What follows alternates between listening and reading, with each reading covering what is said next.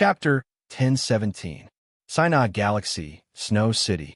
A mysterious practitioner covered in a black robe stood at the edge of the ruins of the Snow Palace. He respectfully said to the girl in a black dress in front of him, "Venerable, we have investigated clearly.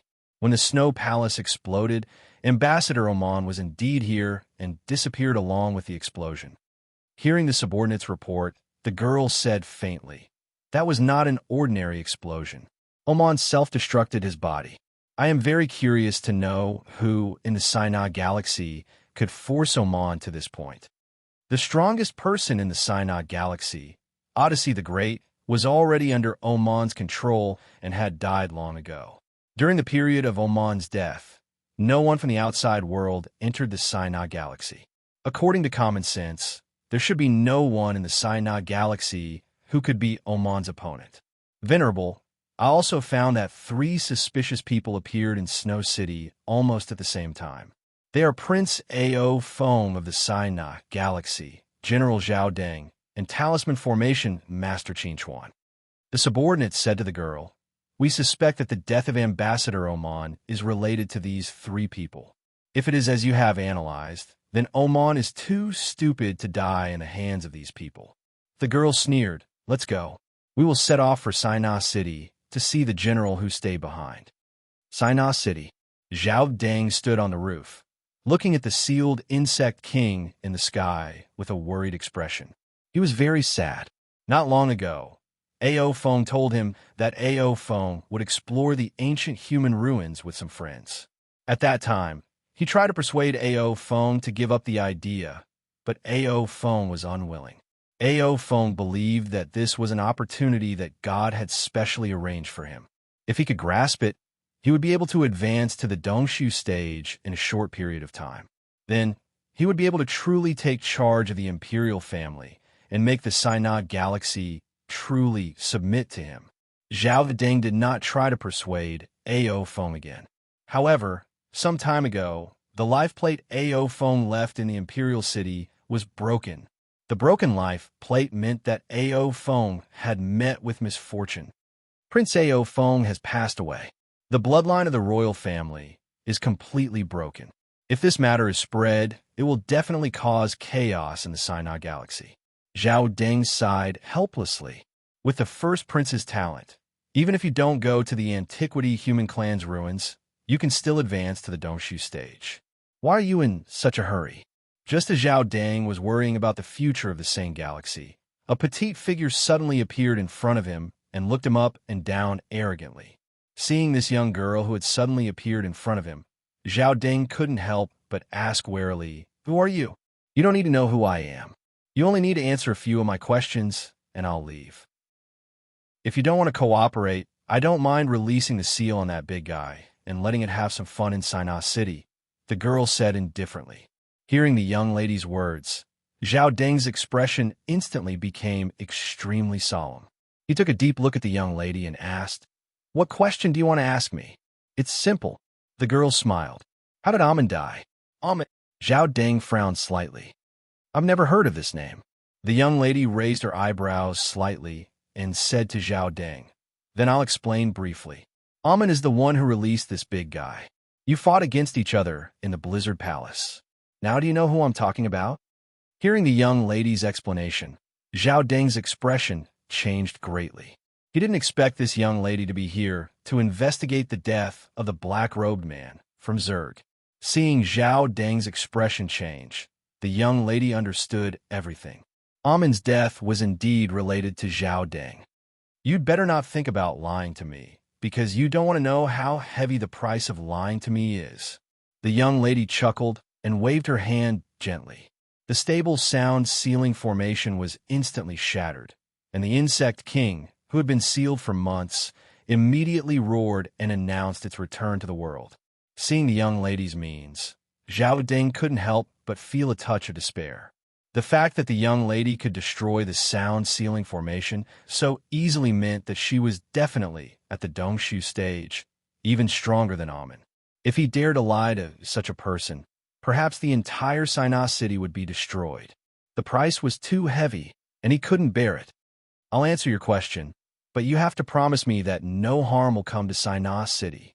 Zhao Deng looked at the young lady in despair. If you have any anger, you could take it out on me. What a brave man. The young lady laughed. Tell me, how did Amen die? Amen died under the joint attack of me, the eldest prince, and Qin Chuan. Zhao Deng said to the young lady. The reason why we attacked Amen was to rescue Odyssey the Great. In the end, Zhao Deng chose to lie. The matter of the rune stone was of great importance. If it was leaked, it would definitely bring unnecessary trouble to Qin Chuan. Moreover, the lie he made was reasonable and there were no loopholes. He was confident that he could fool the young lady. How disappointing. I thought you would tell the truth, but I didn't expect you to still choose to lie. The young lady looked at Zhao Deng sharply. Under Zhao Deng's frightened and regretful gaze, she threw the insect king onto the ground of Sinai City. No. Zhao Deng's eyes were about to pop out of their sockets. He wanted to stop it, but there was nothing he could do. The young lady had sealed him on a rooftop and wanted him to witness the destruction of Sinai City with his own eyes. On the spaceship heading to the Sinai system from the capital of Trump, Qin Chuan was cultivating. Suddenly, he felt uneasy and had to stop his cultivation. Lin, who was reading a book beside him, noticed Qin Chuan's movements and asked, "What's wrong?" Qin Chuan frowned and said to Lin, "I suddenly had a telepathic feeling. Something bad seems to have happened." Hearing Qin Chuan's words, Lin said to Qin Chuan, "The book once said that a practitioner's sixth sense is extremely accurate. If you feel that something bad has happened, then something bad must have happened to you. Perhaps it has something to do with the Sinai system. I suggest you contact your girlfriend in advance." Qin Chuan nodded and said to Lin, "I will." Just as Qin Chuan was about to contact Lu Zi sent him a message first. After reading the content of the message, Qin Chuan's expression suddenly became extremely ugly. The seal of the Insect King in Sinai City suddenly broke. Sinai City is being ravaged by the Insect King and has fallen into chaos. Is the sudden breaking of the seal related to you? Are you okay? Chapter 1018. Dear passengers, due to some unforeseen circumstances, this flight cannot proceed to Sane City according to the original plan. The flight will be diverted to Rose City. Please prepare for transfer. The passengers were not surprised when they heard the announcement, as they had learned about what had happened in Sane City not long ago. It was normal for the spaceship to be unable to proceed to Sane City. If the spaceship had continued to proceed to Sane City according to its original plan, they would have been surprised. As for why the spaceship chose Rose City as a temporary stop, it was naturally because of Qin Chuan. As a price, he had to pay 5,000 starstones. When the spaceship docked at Rose City Starport, it was already the third day after the tragedy in Sane City. Qin Chuan and Lin left the spaceship and went straight to the Grand Duke's mansion. Lu Zi, who had been notified in advance by Qin Chuan, was waiting at the entrance of the Grand Duke's mansion. When she saw Qin Chuan arrive, she wanted to give Qin Chuan a long-awaited hug, but when she saw Lin standing beside Qin Chuan, she was stunned. "Jolin, why are you here?" Lu Zi looked at Lin, who was standing beside Qin Chuan, in shock. How did a dead person come back from the dead? And how did she leave the land of exile and come here? Lin smiled at Lu Zi's shock and replied, "Sorry, I'm not Jolin. I'm Lin." Lu Zi was still confused by Lin's explanation, but Bai Yu, who was standing beside her, saw through everything. She said to Lu Zi, "She's not Jolin. Her aura is wrong. She's not human. Let's go in and talk." Qin Chuan said to Lu Zi, "I'll explain everything to you." The group entered the Grand Duke's mansion and went to Lu Zi's office. After Qin Chuan sat down, he explained Lin's identity to Lu Zi. After hearing Qin Chuan's explanation, Lu Zi still felt that this matter was too strange and too strange. "If you hadn't told me this yourself, I would have found it hard to believe that there could be such a coincidence in this world." Lu Zi exclaimed and said to Qin Chuan, "Perhaps this is the best arrangement that God has made for you." Qin Chuan nodded gently. Zhou Lin's death had always been a regret in his heart, and Lin's appearance gave him the opportunity to make up for it. "By the way, did you suddenly come back this time because of what happened in Sane City?" After learning about Lin, Lu Zi began to care about the purpose of Qinchuan's return. If possible, she wanted to spend more time with Qinchuan. My original plan was to bring you out of the same galaxy and to Tehran capital. I only found out about Sane City from you on the way back. Qinchuan frowned and said to Lu Zi, according to common sense, there shouldn't be any problems with the sound sealing formation. Qinchuan personally sealed the Insect King. He had enough confidence in the sound sealing formation. As long as Zhao Deng followed his instructions and provided the sound sealing formation with enough sound every day, the sound sealing formation wouldn't be broken. There were only two possibilities for the sound sealing formation to be broken. First, Zhao Deng didn't follow his instructions, causing problems with the sound sealing formation. Second, a powerful cultivator broke the sound sealing formation. Qinchuan had some understanding of Zhao Deng, so after thinking about it, Qinchuan felt that the second possibility was more likely. You want to take me with you? Lu Zi was pleasantly surprised when she heard this. Are you serious? Although life as a Grand Duke was very comfortable, Lu Zi wanted to stay by Qinchuan's side, even if it meant being exposed to the elements. Seeing the surprise on Lu Zi's face, Qinchuan smiled bitterly and said, "Don't be happy yet. This might not be a good thing. No matter what happens in the future, as long as I can stay by your side, it's a good thing for me," Lu Zi said to Qinchuan with a smile. "You've already said it. You can't go back on your words." Qinchuan saw the happy smile on Lu Zi's face and said to Lu Zi helplessly, "Listen to me first." Qinchuan originally thought that after he told Lu Zi about the Void Empire's invasion, Lu Zi would be very worried. However, to his surprise, Lu Zi's expression was normal, as if she didn't care about this matter at all. "You don't seem to be afraid at all." Qinchuan looked at Lu Zi with a puzzled gaze. "Aren't you afraid that we will die in this disaster?" "Qinchuan, do you know yourself?" Lu Zi looked at Qinchuan with a smile. "I think you don't know yourself well enough." Qinchuan was startled when he heard this and asked in confusion, "Why do you say that?" "Qinchuan, think about it carefully. Since we met until today, how many dangers have we experienced? When have we ever had the confidence to win and survive?" Lu Zi looked at Qinchuan with a serious and worshipful gaze and said to Qinchuan, "Whether it was when we passed through the Black Moon Forest to enter the school, or during the 6th Great Academy's ranking competition, or even later at the Air Center, and when we faced General Kagid, you have never disappointed us. I believe that whether it is now or in the future, you will not disappoint us either." Hearing Lu Zi's words, Qinchuan looked at Lu Zi with a complicated gaze and asked, "Do you trust me that much? You are the person I love the most. My trust in you is unconditional." Lu Zi looked at Qinchuan affectionately. "As long as you are by my side, I will not be afraid even if I have to go to hell." "Hey, that's enough, you two." Lin, who was sitting at the side, sighed. "I've just learned what it means to flaunt your love and show off your affection. I didn't expect to experience it so soon." Bai Yu looked at Lu Zi and said helplessly, "I've long gotten used to it." Whenever Lu Zi is in front of Qinchuan, she becomes a love-struck fool, a fool. Hearing Lin and Bai Yu's words, Lu Zi blushed slightly and said softly, "That's love." Qinchuan chuckled and said to Lu Zi, "I will take you away from here, but before that, I need to go to Sane City. I was the one who sealed the Zerg King back then, and now that the Zerg King has broken the seal and is wreaking havoc in Sane City, it is reasonable for me to go and solve this problem." Lu Zi looked at Qinchuan with a complicated gaze and whispered, "But it's dangerous." "I know, but if I can't get to the bottom of this, I won't be able to eat or sleep in peace." Qinchuan said in a serious tone, "I have to determine if Zerg is behind this." Chapter 1019. Sane City used to be as prosperous and lively as it was now. If not for the Zerg King's shrill cries, Sane City would have been no different from a dead city. In space outside Sane City, Qinchuan looked at Sane City through the porthole with a solemn expression. The damage caused by the Zerg King's rampage on Sane City seemed to be more serious than he had imagined. As far as I know, more than 1 billion people fled Sane City on spaceships on the day the Zerg King wreaked havoc in Sane City. The rest are trapped in Sane City.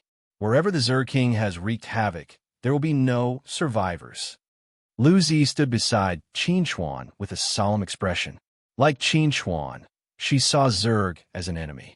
Now that the Zerg King had wreaked havoc in Sane City and slaughtered innocent people, she naturally could not be in a good mood.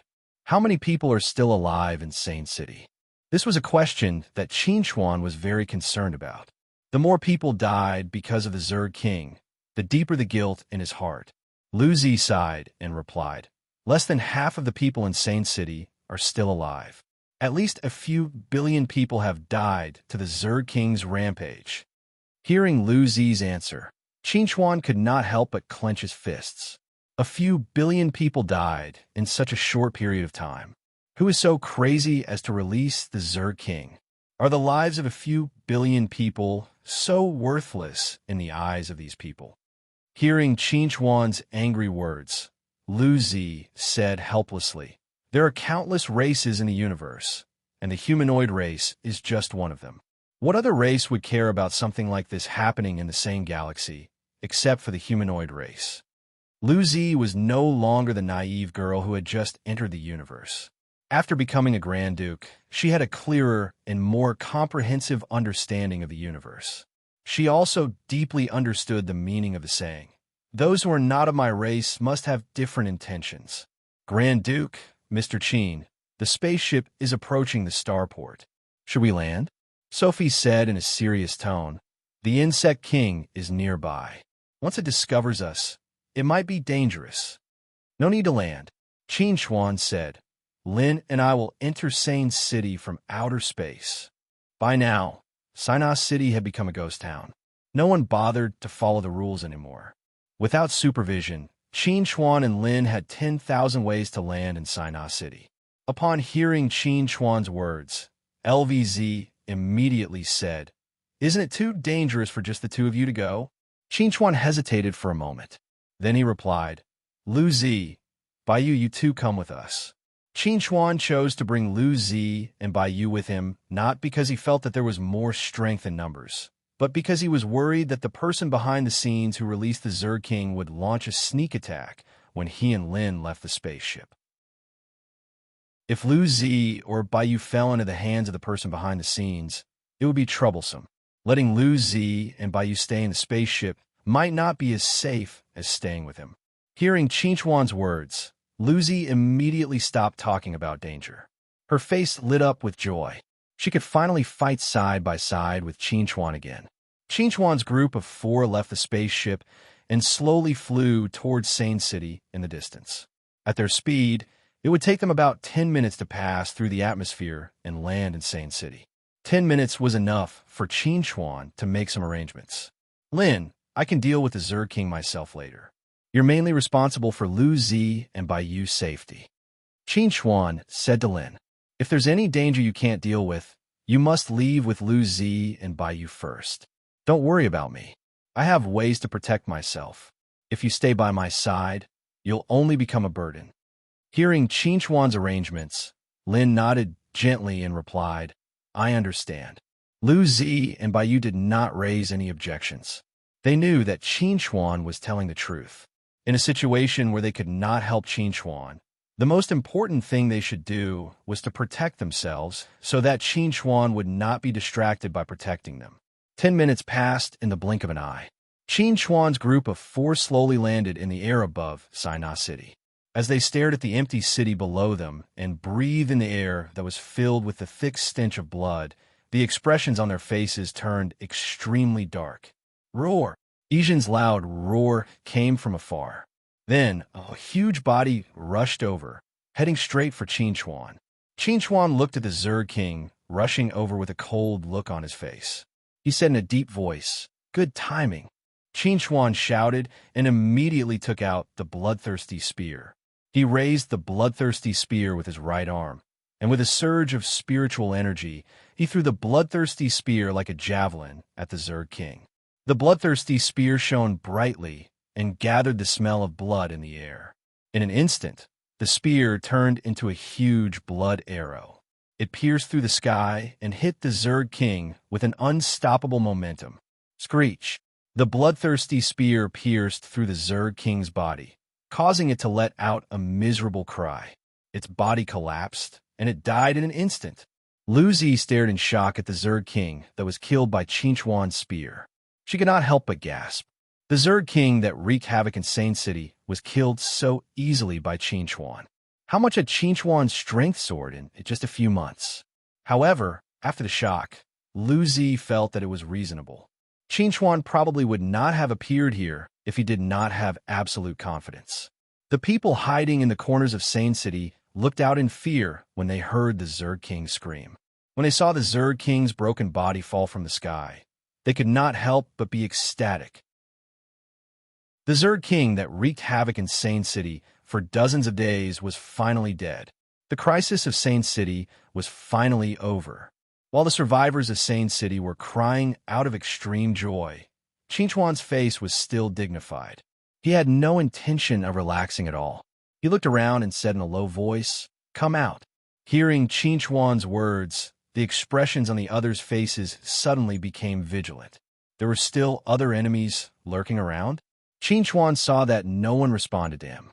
He took a deep breath and said, "I just arrived in Sane City, so the Zerg King won't discover me so soon. You summoned the Zerg King here to test my strength, right? Now that you've seen what you wanted to see, come out." As Qinchuan's voice trailed off, a charming laughter suddenly sounded. A girl in a black dress slowly appeared in front of Qinchuan. Chapter 10:20. Qinchuan looked at the girl in the black dress with a sharp glint in his eyes.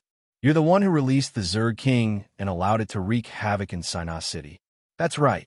I was the one who did it, but you can't blame me. If you want to blame someone, blame that guy called Zhao Deng for not knowing what was good for him. I gave him a chance, but he lied to me. I had no choice but to punish him and let him know the consequences of lying to me." The girl in the black dress laughed and said to Qinchuan, "It's just some unimportant people who died. Why are you so angry as if you've lost your family?" "Inhumane," Qinchuan shouted angrily. He really hated the girl in the black dress who treated human lives like dirt. "All right, I'm not here to discuss human nature with you. Let me ask you, did you kill Almond?" The girl in the black dress had learned her lesson and explained, "Almond is the person who always likes to wrap himself in a black robe. You should remember him very well." Qinchuan's expression did not change when he heard the girl in the black dress. He had expected this. Since the girl in the black dress was here because of Almond's death, it meant that she was also one of Zerg's people. "You're also Zerg?" Qinchuan looked at the girl in the black dress. "Are you here to avenge that guy?" The girl in the black dress heard Qinchuan's words and looked at Qinchuan with a dangerous gaze. "How dare you call the great holy one Zerg? You're looking for death." Before the black dress girl finished speaking, she raised her hand and swung her palm at Qinchuan. Countless black insects shot out from the black dress girl's palm, flapping their wings and flying towards Qinchuan. Their sharp mouth parts and legs were pitch black, emitting a rotten and evil aura. Just as the girl in black attacked Qinchuan, who had been prepared, summoned the heavenly Luo umbrella at almost the same time. He used the heavenly Luo umbrella to protect the people around him. At the same time, he diverted his attention to control the bloodthirsty spear that he had thrown earlier to stab the girl in black's back, distracting her. Facing Qinchuan's counterattack, the girl in the black dress smiled disdainfully. "Child's play. Do you think I don't know that you've been hiding the bloodthirsty spear in the dark to absorb blood energy?" Before she finished speaking, the girl in the black dress waved her sleeve. Immediately, a black light rushed toward the bloodthirsty spear and destroyed the blood energy around the bloodthirsty spear in an instant. At the same time, it bound the bloodthirsty spear and made it unable to move. Seeing the girl in the black dress means, Qinchuan couldn't help but frown slightly. The bloodthirsty spear was a low-grade sacred weapon, and even a cultivator at the middle Dongshu stage had to be cautious. However, the girl in the black dress had restrained the bloodthirsty spear with a casual wave of her hand. In addition, the girl in the black dress had always referred to herself as I. If Qinchuan still couldn't guess her realm at this time, he would have lived in vain. This guy's at the late Dongshu stage. Qin Chuan gritted his teeth. He's not easy to deal with. Qin Chuan's words were not only to remind himself to be careful, but also to tell Lin to get ready to retreat with Lu Zi and Bai Yu. After restraining the bloodthirsty spear, the girl in the black dress turned to look at Qin Chuan and sneered. I didn't expect that the famous bloodthirsty spear would appear in your hands. Also, this heavenly Luo umbrella is really out of my expectation. But unfortunately, the bloodthirsty spear and the heavenly Luo umbrella are like pearls covered in dust in your hands. Show me what else you have.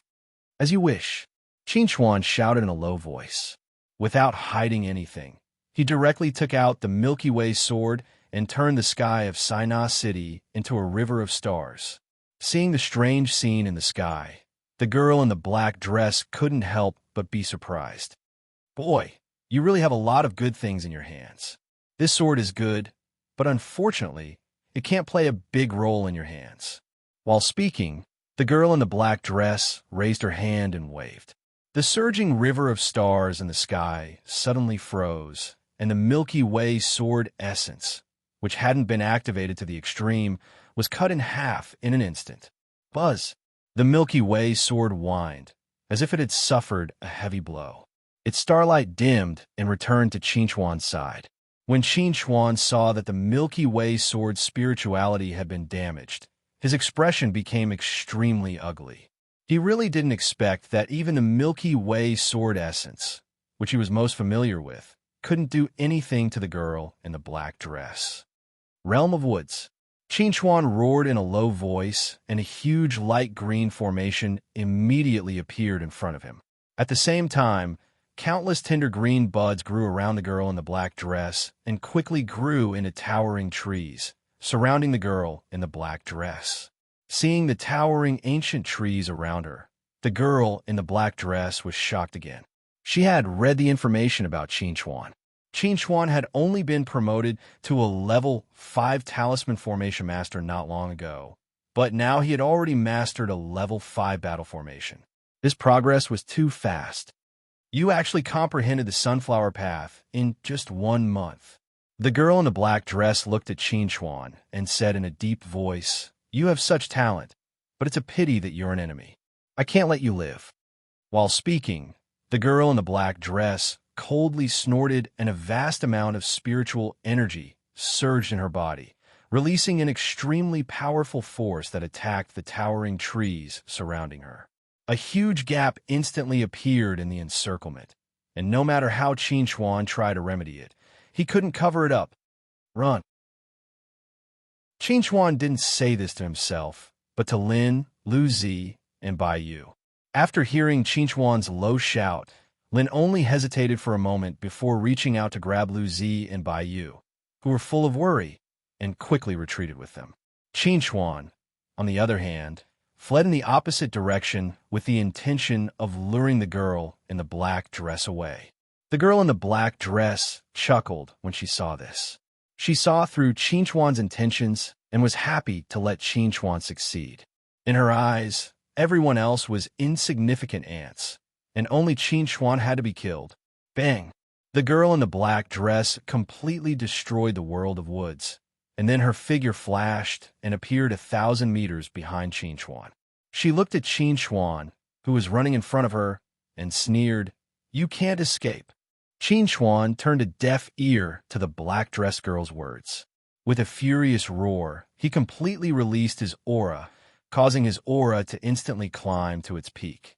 His entire being was like a rising sun, filled with vitality and vitality.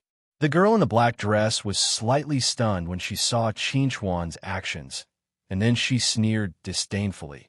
Are you planning to trigger the Void Stage Thunder Tribulation in front of me and successfully pass the tribulation to face me as a Void Stage martial artist? Aren't you looking down on me a little too much? While speaking, the girl in the black dress raised her hand and waved a black light at Qin Chuan.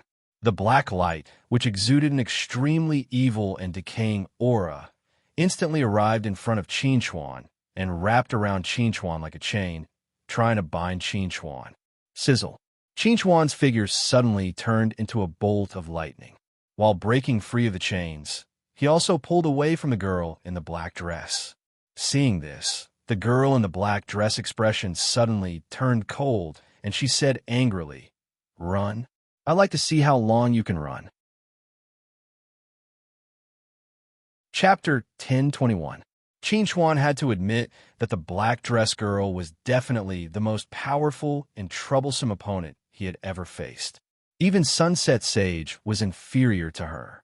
Although the Sage Monarch armor had played a huge role in stopping the three of them, Qin Chuan felt that he might not be a match for her even if he had the Sage Monarch armor. Rumble, rumble, rumble, rumble. Qin Chuan raised his head and looked at the sky. A subtle expression flashed across his face. Now, he could only pin his hopes on the Thunder Tribulation. He hoped that he could use the Thunder Tribulation to repel the black-dressed girl. The black-dressed girl saw that the sky had completely darkened. Tribulation clouds had gathered above Qin Chuan's head. Her expression turned ugly. If she couldn't kill Qin Chuan before the Thunder Tribulation descended, then she could only wait for Qin Chuan to pass the Thunder Tribulation before killing Qin Chuan. However, this would add countless variables for no reason. If it was a minor tribulation or a heavenly tribulation, I might not be worried about being implicated. However, this guy is going to pass the void stage Thunder Tribulation. I have to be careful. If I am implicated, even with my strength, I won't be able to gain any benefits. The black-dressed girl felt gloomy. At this moment, she was too close to Qin Chuan. If she killed Qin Chuan now, no one knew whether the Thunder Tribulation clouds in the sky would disperse or lock onto her. This was the first time she had encountered such a situation. Therefore, she didn't dare to take the risk. She could only temporarily give up the chase and watch Qin Chuan pass the Thunder Tribulation. Just thinking about it made her feel aggrieved. When Qin Chuan noticed that the black-dressed girl had suddenly stopped chasing, he stopped as well. He turned to look at the black-dressed girl. Seeing the gloomy and aggrieved expression on her face, he couldn't help but grin and ask, "What are you afraid of? Why aren't you chasing after me?" Upon hearing Qin Chuan's words, the black-dressed girl snorted and said to Qin Chuan, "I won't kill you now, but doesn't mean that I won't kill you later. The amount of hope I give you now will be the amount of despair you will feel when I kill you." "I hope so." Qin Chuan heaved a sigh of relief. Now that the black-dressed girl had stopped chasing after him, he could pass the Thunder Tribulation in peace. After all, this time he was going to face the void stage Thunder Tribulation and not a minor tribulation or heavenly tribulation. Most importantly, according to his past experience, he might still have to face the 9 heavenly tribulation this time. Rumble. Just as Qin Chuan was thinking about this, the lightning tribulation that had been brewing for a long time finally came crashing down. This lightning tribulation was not the normal azure color, but an extreme black. Facing the black Thunder Tribulation, Qin Chuan was a little surprised. In the past, he would also encounter black Thunder Tribulations, but they were usually in the later stages. This was his first time facing a black Thunder Tribulation. It seemed like the power of this Thunder Tribulation was definitely not small. When Qin Chuan was facing the power of the Thunder Tribulation, the black-dressed girl was also shocked by the color of the Thunder Tribulation. It's actually a black Thunder Tribulation, and it's the first Thunder Tribulation. The black-dressed girl was very surprised and exclaimed, "As everyone knows, the darker the color of the Thunder Tribulation, the greater the potential of the person undergoing the Thunder Tribulation. How amazing is this kid's talent to be able to trigger such a Thunder Tribulation." After the exclamation, the black-dressed girl became even more determined to kill Qin Chuan. The more outstanding Qin Chuan's performance was, the more she wanted to kill Qin Chuan to prevent future troubles. Qin Chuan stood in the air. His body was covered with the black power of the Thunder Tribulation. He was like a demon god, exuding a heart-palpitating aura. At this time, he was trying his best to absorb the power of the Thunder Tribulation to repair his injured body. This process was more complicated and slower than before. Perhaps it would be difficult for him to recover to his peak state before the second Thunder Tribulation fell. Rumble. The second Thunder Tribulation fell and hit Qin Chuan again. The power of the Thunder Tribulation completely enveloped Qin Chuan, turning him into a black cocoon. Although the black-dressed girl could not see Qin Chuan's figure, She could feel that Qinchuan's aura was fluctuating violently. It was strong and weak at times, very unstable. This is only the second thunder tribulation, and he can't bear it. Maybe I don't have to do anything, and he will die under the thunder tribulation. The black-dressed girl looked at the black cocoon in the distance and whispered, "This is good. It saved me a lot of effort." Just as the black-dressed girl was thinking about this, the third thunder tribulation fell. The black-dressed girl had a hunch that the third thunder tribulation might directly shatter the cocoon wrapping Qinchuan and turn Qinchuan into ashes. Just as this thought appeared in her mind, the third thunder tribulation suddenly turned in the air and bombarded her without warning. At the same time, the cocoon wrapping Qinchuan shattered and turned into a thunder snake that shot toward her. The young woman's expression changed drastically when faced with this sudden turn of events. She immediately wanted to dodge, but it was already too late for her to do so. Rumble. The thunder tribulation's roar and the black-dressed girl's screams sounded almost at the same time. The terrifying power of the thunder tribulation almost instantly tore through the black-dressed girl's defenses and struck her body. Faced with the terrifying, destructive power of the thunder tribulation, the black-dressed girl's body suddenly swelled and turned into a huge black beetle. Even so, she was still unable to resist the invasion of the thunder tribulation's power, and her body was constantly collapsing. In the distance, Qinchuan saw this scene and could not help but exhale a turbid breath. With his current level of control over the thunder tribulation, controlling one void transformation thunder tribulation was his limit. He did not expect this thunder tribulation to kill the black-dressed girl. As long as the black-dressed girl was heavily injured, he would have a chance to turn the tables. Just as Qinchuan was thinking of this, the fourth thunder tribulation fell. Further away, Lu Zi and the other two looked worriedly in the direction where the thunder tribulation clouds gathered. They were all very worried about Qinchuan's situation. When they heard the black-dressed girl's screams, they could not help but show a touch of surprise on their faces. Qinchuan must have used the power of the thunder tribulation to attack that Zerg. Lu Zi said to the two beside her, "Maybe we can go and help Qinchuan." After hearing Lu Zi's words, Lin thought for a moment and said to Lu Zi, "I'll go alone. It's best if the two of you stay here."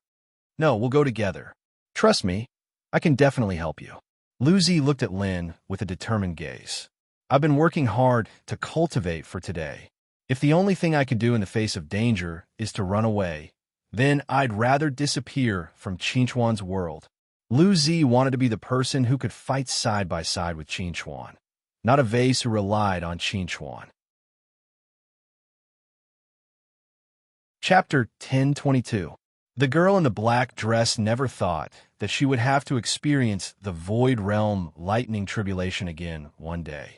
Moreover, it was such a terrifying black lightning tribulation. When the power of the lightning tribulation invaded her body and wreaked havoc in her body, the excruciating pain was so excruciating that she almost wanted to commit suicide. "No, Silner will not die here." Silner screamed in pain. "Space freeze."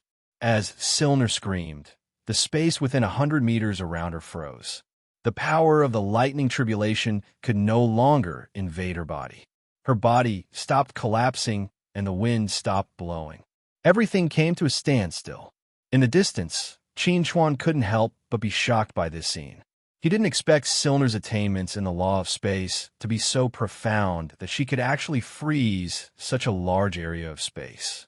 However, although this could stop the tribulation lightning, Silner also couldn't recover from it. It was equivalent to falling into a deadlock.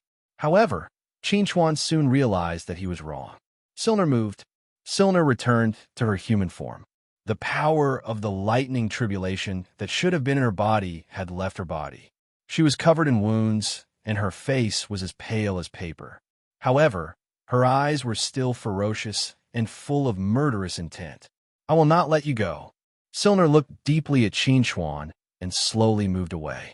She wanted to leave this frozen space and return to normal. Qinchuan's face turned gloomy when he saw this. As the master of the law of space, Silner could move freely in the frozen space. Once she left this space, her injuries would quickly recover. By then, even if Silner was not in her peak condition, he would not be able to deal with her easily. Just as Qin Chuan was about to do something, the fifth bolt of tribulation, lightning, suddenly descended. Qin Chuan had no choice but to focus all of his energy on resisting the tribulation lightning. He couldn't afford to be distracted by Silner's matters. Silner slowly moved forward. Finally, she was close to the normal area. Just as she took a step forward and was about to take a potion to heal herself, a dazzling golden light suddenly appeared in the sky. Countless sharp golden blades fell from the sky like a rain of blades. Sharp metal. In the distance, Lin let out a low shout. She added the power of the Tao of metal to the law of metal, causing the power of the saber rain to increase by several folds. Even a Dongshu stage cultivator would not be able to escape unscathed if they were hit by this saber rain. Silner, who was severely injured, was enraged by the impending blade rain. She transformed into her original form and used her tough shell to block the blade rain. However, the power of the lightning tribulation had damaged her shell to a certain extent.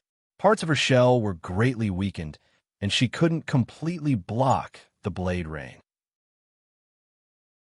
Many of the blade rain still pierced through her body and transmitted the power of metal into her body, wantonly destroying her internal organs. When a cultivator's cultivation reached a certain level, their internal organs would be impervious to fire, water, and poison. However, Lin's metal power was not one of them. As the sharpest power in the universe, there was almost nothing that could stop it. Roar! Silner roared at the sky in extreme pain. She stared at Lin with hatred and said angrily, "I'm going to kill you." Before she finished speaking, Silner had already appeared in front of Lin. She raised her insect leg and stabbed at Lin like a sword. At this moment, the Lin in front of her suddenly shattered into countless tiny pieces and then turned into countless Lin. Seeing this, Silner was furious. She had been caught in an illusion. Break it! Silner attacked the illusion with her powerful spiritual power of the liquid level. The illusion was broken, and everything in front of her returned to normal. However, what greeted her was the bombardment of the Hope's cannons. The cannon fodder from the Hope was the last straw that broke the camel's back. Silner's body completely collapsed and turned into countless tiny pieces of flesh that scattered on the ground. At this moment, a small figure flew across the sky and went straight into the distance. It was Silner's soul, a mini black beetle. Just when Silner thought she could escape, a tall wall suddenly appeared in front of her, blocking her way. When she tried to change directions, walls appeared in other directions as well. In the blink of an eye, she was trapped in a square space and had lost all her escape routes. Ow! Silner was shocked. Is someone ambushing me? Silner tried to break the wall, but the hard wall did not move at all. No, it's an illusion. Silner finally saw the essence of this cage. She attacked the illusion again with her spiritual power of the liquid level and broke through the illusion as she wished. However, 6 walls appeared in front of her again and sealed her again. Damn it! How can this be? Silner roared angrily. She was about to break through the illusion again when countless sharp thorns suddenly appeared on the 6 walls and pierced through her soul. In an instant, her soul was riddled with holes, and it collapsed abruptly. In the distance, Lu Zi saw Silner's soul collapse and dissipate little by little. Her eyes flashed with excitement. She had killed Silner with an illusion. She had succeeded. Seeing this scene, Lin faintly smiled and said to LVZ, "Congratulations, you've successfully killed this guy. Your illusion technique is really powerful." Hearing Lin's words, LVZ smiled faintly. Just as she was about to thank Lin, she suddenly felt dizzy. If Baiyu hadn't supported her in time, she would have fallen to the ground. "What's wrong?" Baiyu looked at Lu Zi worriedly. "Are you injured?" "I'm fine, don't worry. It's just that I used too much of my spiritual power to stop Zerg." Lu Zi smiled. "I'll be fine after some rest." No matter what, Silner was a powerful cultivator at the late void stage. Lu Zi was only at the late soul formation stage. There was a difference of a whole rel between them. In order to kill Silner with an illusion, She had overdrawn both her spiritual power and spiritual power. It was inevitable that she would feel tired and weak. Rumble. The sound of thunder attracted the attention of Lu Zi and the others. They looked in the direction of Qin Chuan. Looking at Qin Chuan, who was fighting against the lightning tribulation, a hint of worry flashed in their eyes. Although Silner had been dealt with, Qin Chuan still had to go through the lightning tribulation to be truly safe. At this moment, Qin Chuan was about to face the 9th lightning tribulation. Chapter 10:23. Now that he no longer had to worry about Silner, Qin Chuan focused all of his energy on transcending the tribulation. He was ready to go all out in the face of the 9th lightning tribulation. The first lightning tribulation was black, then it gradually turned black and gold. What color is the strongest lightning tribulation? Qin Chuan was curious.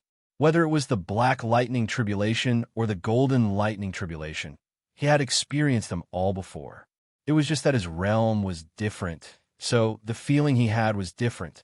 However, these are not important right now. No matter what kind of lightning tribulation he faced, all he needed to do was endure it. It was that simple. At this time, Qin Chuan could feel that there was a surge of power in his body that wanted to break out. He was still lacking an opportunity, and this 9th lightning tribulation was the opportunity. He had a hunch that after he passed this tribulation, his strength would welcome an explosive increase. Just as Qin Chuan was thinking about this, a roar suddenly came from the tribulation clouds in the sky. The lightning tribulation turned into a black and gold dragon, rolling and dancing in the tribulation clouds. It was so powerful that the entire Sane City was under great pressure. Except for Qin Chuan, no one could look at it directly. Roar! With a loud dragon roar, the black and gold thunder dragon swooped down, heading straight for Qin Chuan. When Qin Chuan saw this, he immediately roared angrily. He opened his arms and allowed the lightning dragon to rush into his embrace. The terrifying impact knocked Qin Chuan down in the blink of an eye. He directly smashed into the ground, and an earth-shattering roar erupted. Crack!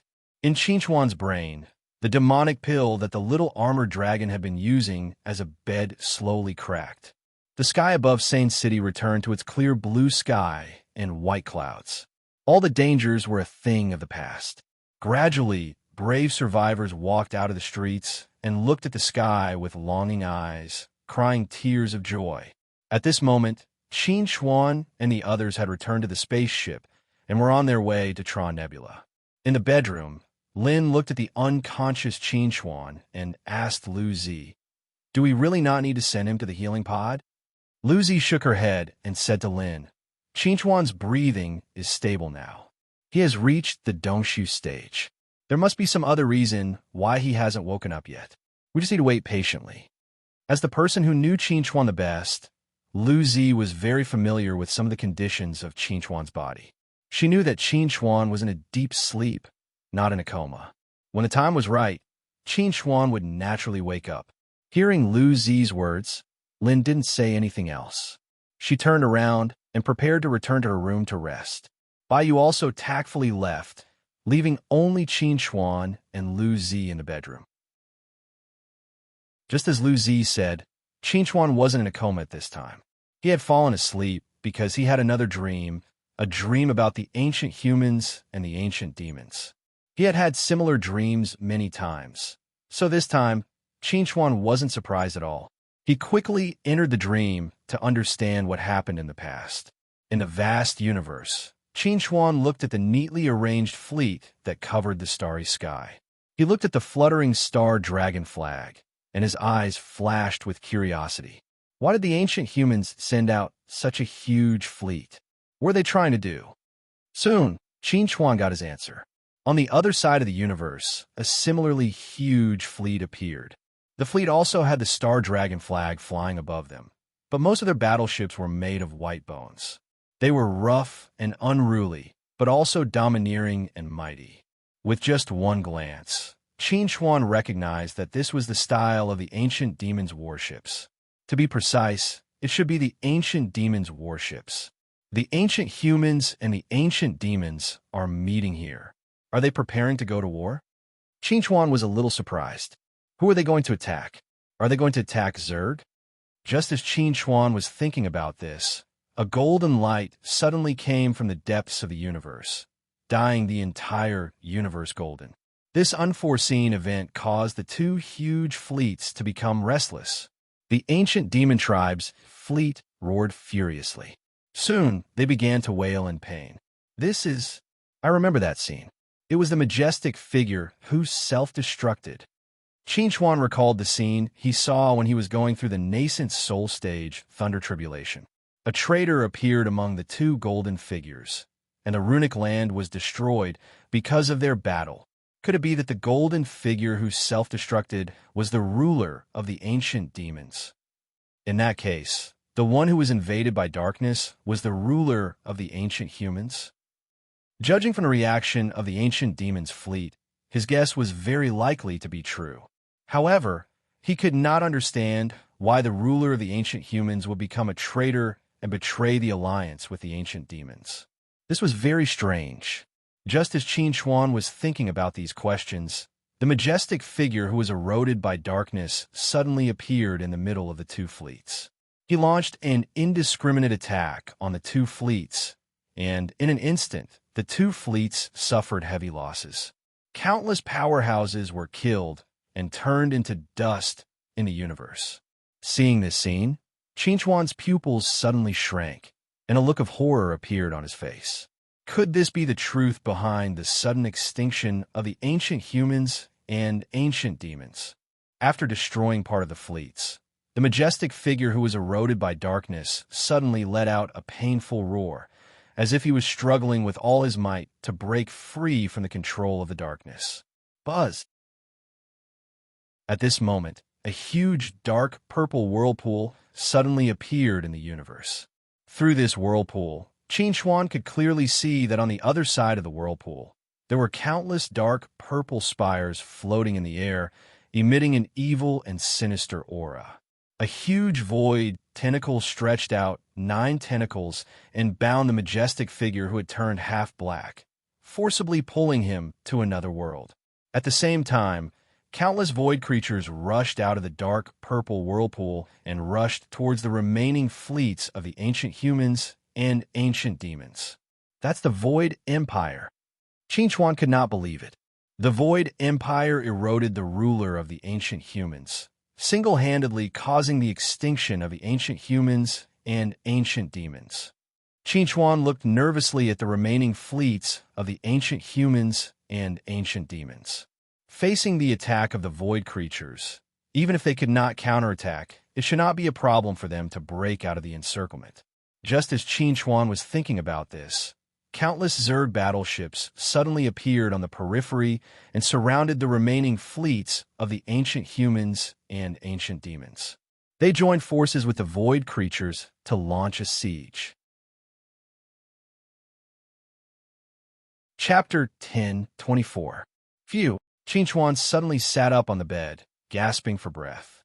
His eyes were wide open, and the expression on his face was extremely angry and ferocious. Qin Chuan, you're awake? Lu Zi saw Qin Chuan's state and hurriedly asked with concern, "What happened to you?" Hearing Lu Zi's greeting, Qin Chuan took a deep breath and shook his head. "I'm fine. I just had a nightmare." To Qin Chuan, this dream was indeed a nightmare. The high humans and high demons were actually plotted against by the Void Empire and Zerg. If not for that, the high humans and high demons would not have perished.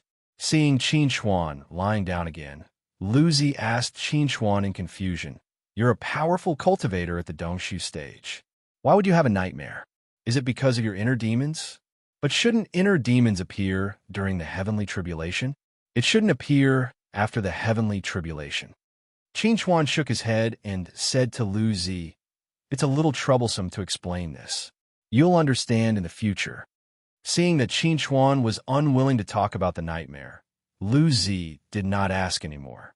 She said to Qin Chuan, "Have a good rest. I'll be outside in the living room. If you need anything, you can call me anytime." Qin Chuan nodded lightly. Right now, He really needed to calm down and organize his thoughts.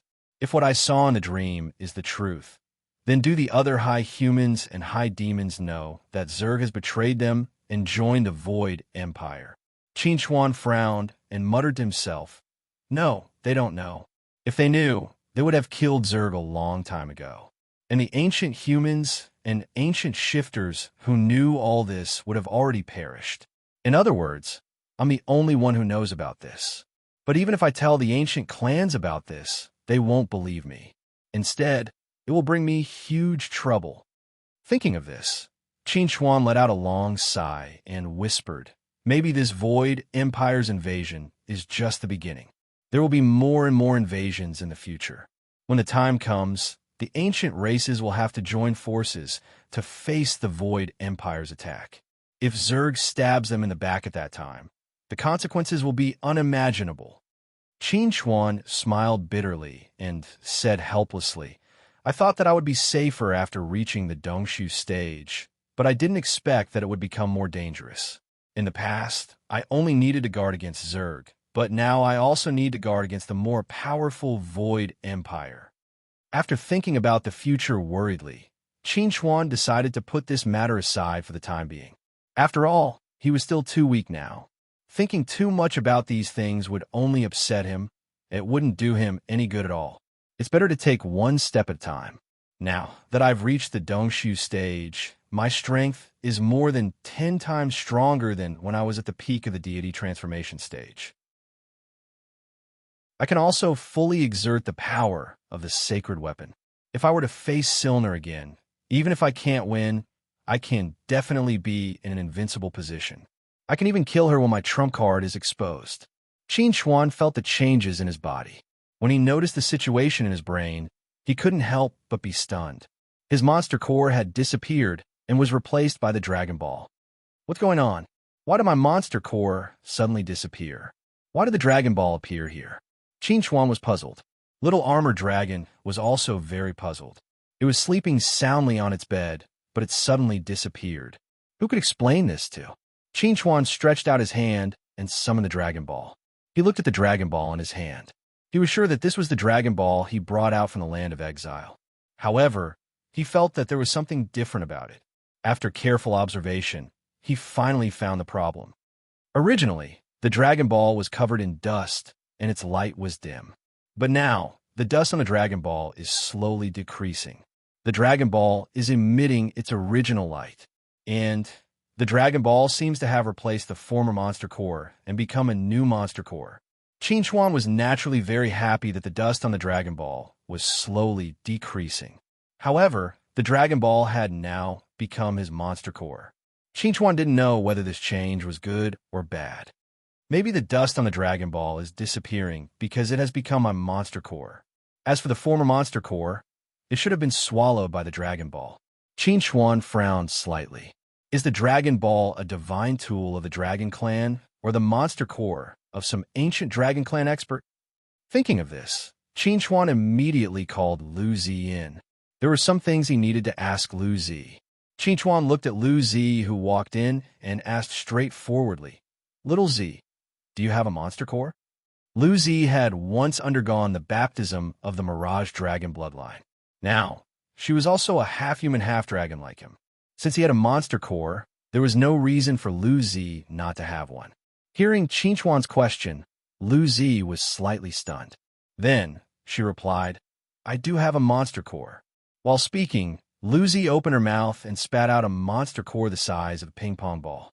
She placed it on her palm and presented it in front of Qin Chuan. Qin Chuan looked at the monster core in Lu Zi's palm and couldn't help but be shocked, because the aura of Lu Zi's monster core was very similar to that of the Dragon Ball. The only difference was that one was stronger and the other was weaker. In other words, the Dragon Ball was indeed the monster core of some ancient Dragon Clan expert. Qin Chuan asked curiously, "Little Zi, what's the use of this monster core in your hand?" "Of course it's useful. When I transform into the Mirage Dragon form, the monster core will provide me with an endless supply of monster core. Moreover, when I use illusory techniques, the monster core will also increase the power of my illusory techniques. If it wasn't for the help of the monster core, I wouldn't have been able to kill Silner at that time. Lu Zi explained to Qin Chuan.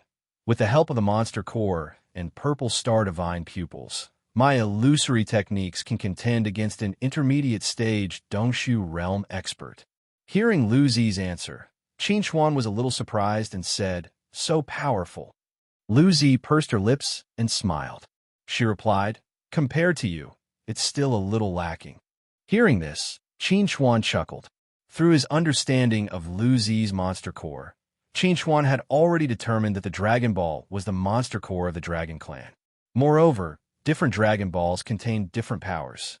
For example, his Dragon Ball had the unique skill of Dragon Ball 9 transformations, while Lu Zi's Dragon Ball could increase the power of her illusory techniques.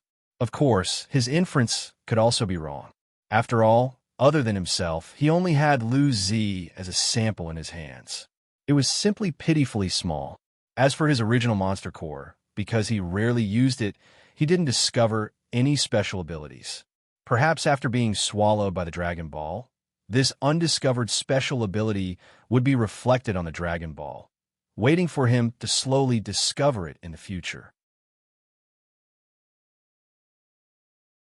Chapter 10:25. Not long after Qin Chuan woke up, Lin and Bai Yu, who had received the news, came to check on Qin Chuan. After confirming that Qin Chuan's body was fine, they relaxed. Ever since they left the banished land, Qin Chuan had paid less attention to Bai Yu. When Bai Yu had transformed into the Hope to attack Silner, Qin Chuan was surprised to find that she had become a low-grade sacred artifact. "Bai Yu, why didn't you tell me that you become a low-grade sacred artifact?" Qin Chuan looked at Bai Yu and bitterly smiled. "It's also because I haven't paid enough attention to you. You and I have a mental connection, so I should have noticed the changes around you at the first moment." Bai Yu shook her head at Qin Chuan's words. "Actually, I just became a low-grade sacred artifact not long ago. My realm is still not stable." Lin was surprised to hear Bai Yu's words. "You're a low-grade sacred artifact? You're an artifact soul?" Ever since she left Cyclic Sky Palace with Qin Chuan, Lin had a clearer understanding of this universe. She naturally knew what a mature artifact soul with the ability to think for itself meant. She had never heard of an artifact soul like Bai Yu, who was no different from an ordinary person. In the past, we didn't know what Bai Yu's existence meant. We almost exposed Bai Yu, leading to a disaster.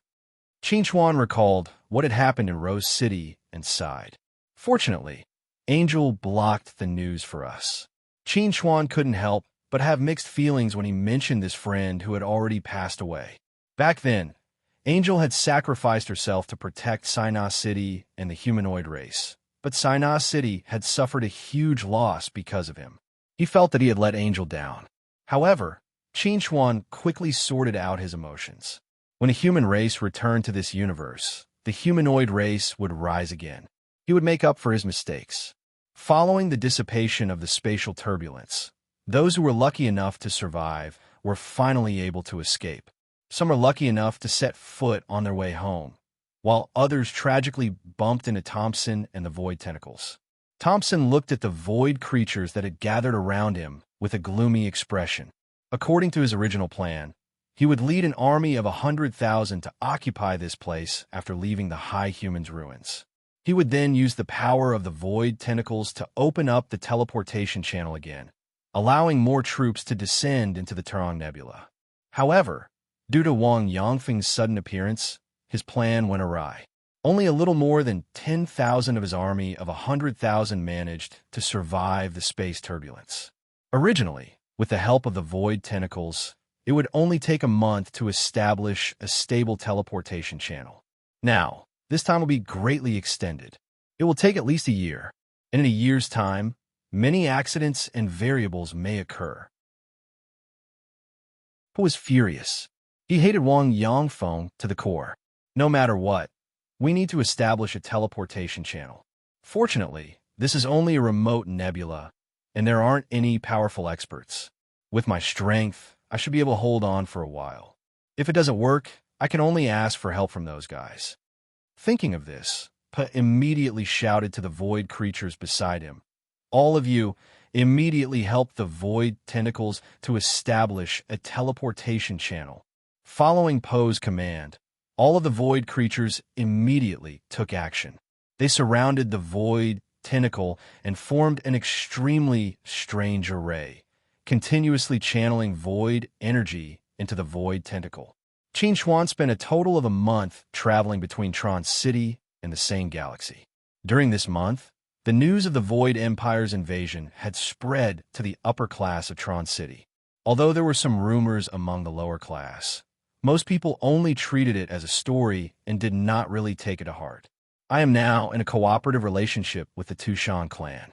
Now that I have advanced to the Dongshu stage, my cooperation with the Tushan clan will become more stable. During this period of time, you will temporarily stay in the Tushan clan. By you, unless it is absolutely necessary, do not expose your true identity. On the way to the Tushan clan, Qin Xuan cautiously reminded Lu Zi and Bai Yu to try not to have too much contact with outsiders in the Tushan clan and not to expose too much information. Lu Zi and Bai Yu remembered Qin Xuan's arrangement in their hearts. When Qin Xuan brought everyone back to the Tushan clan manor, he found that the security of the Tushan clan manor was much stricter than before.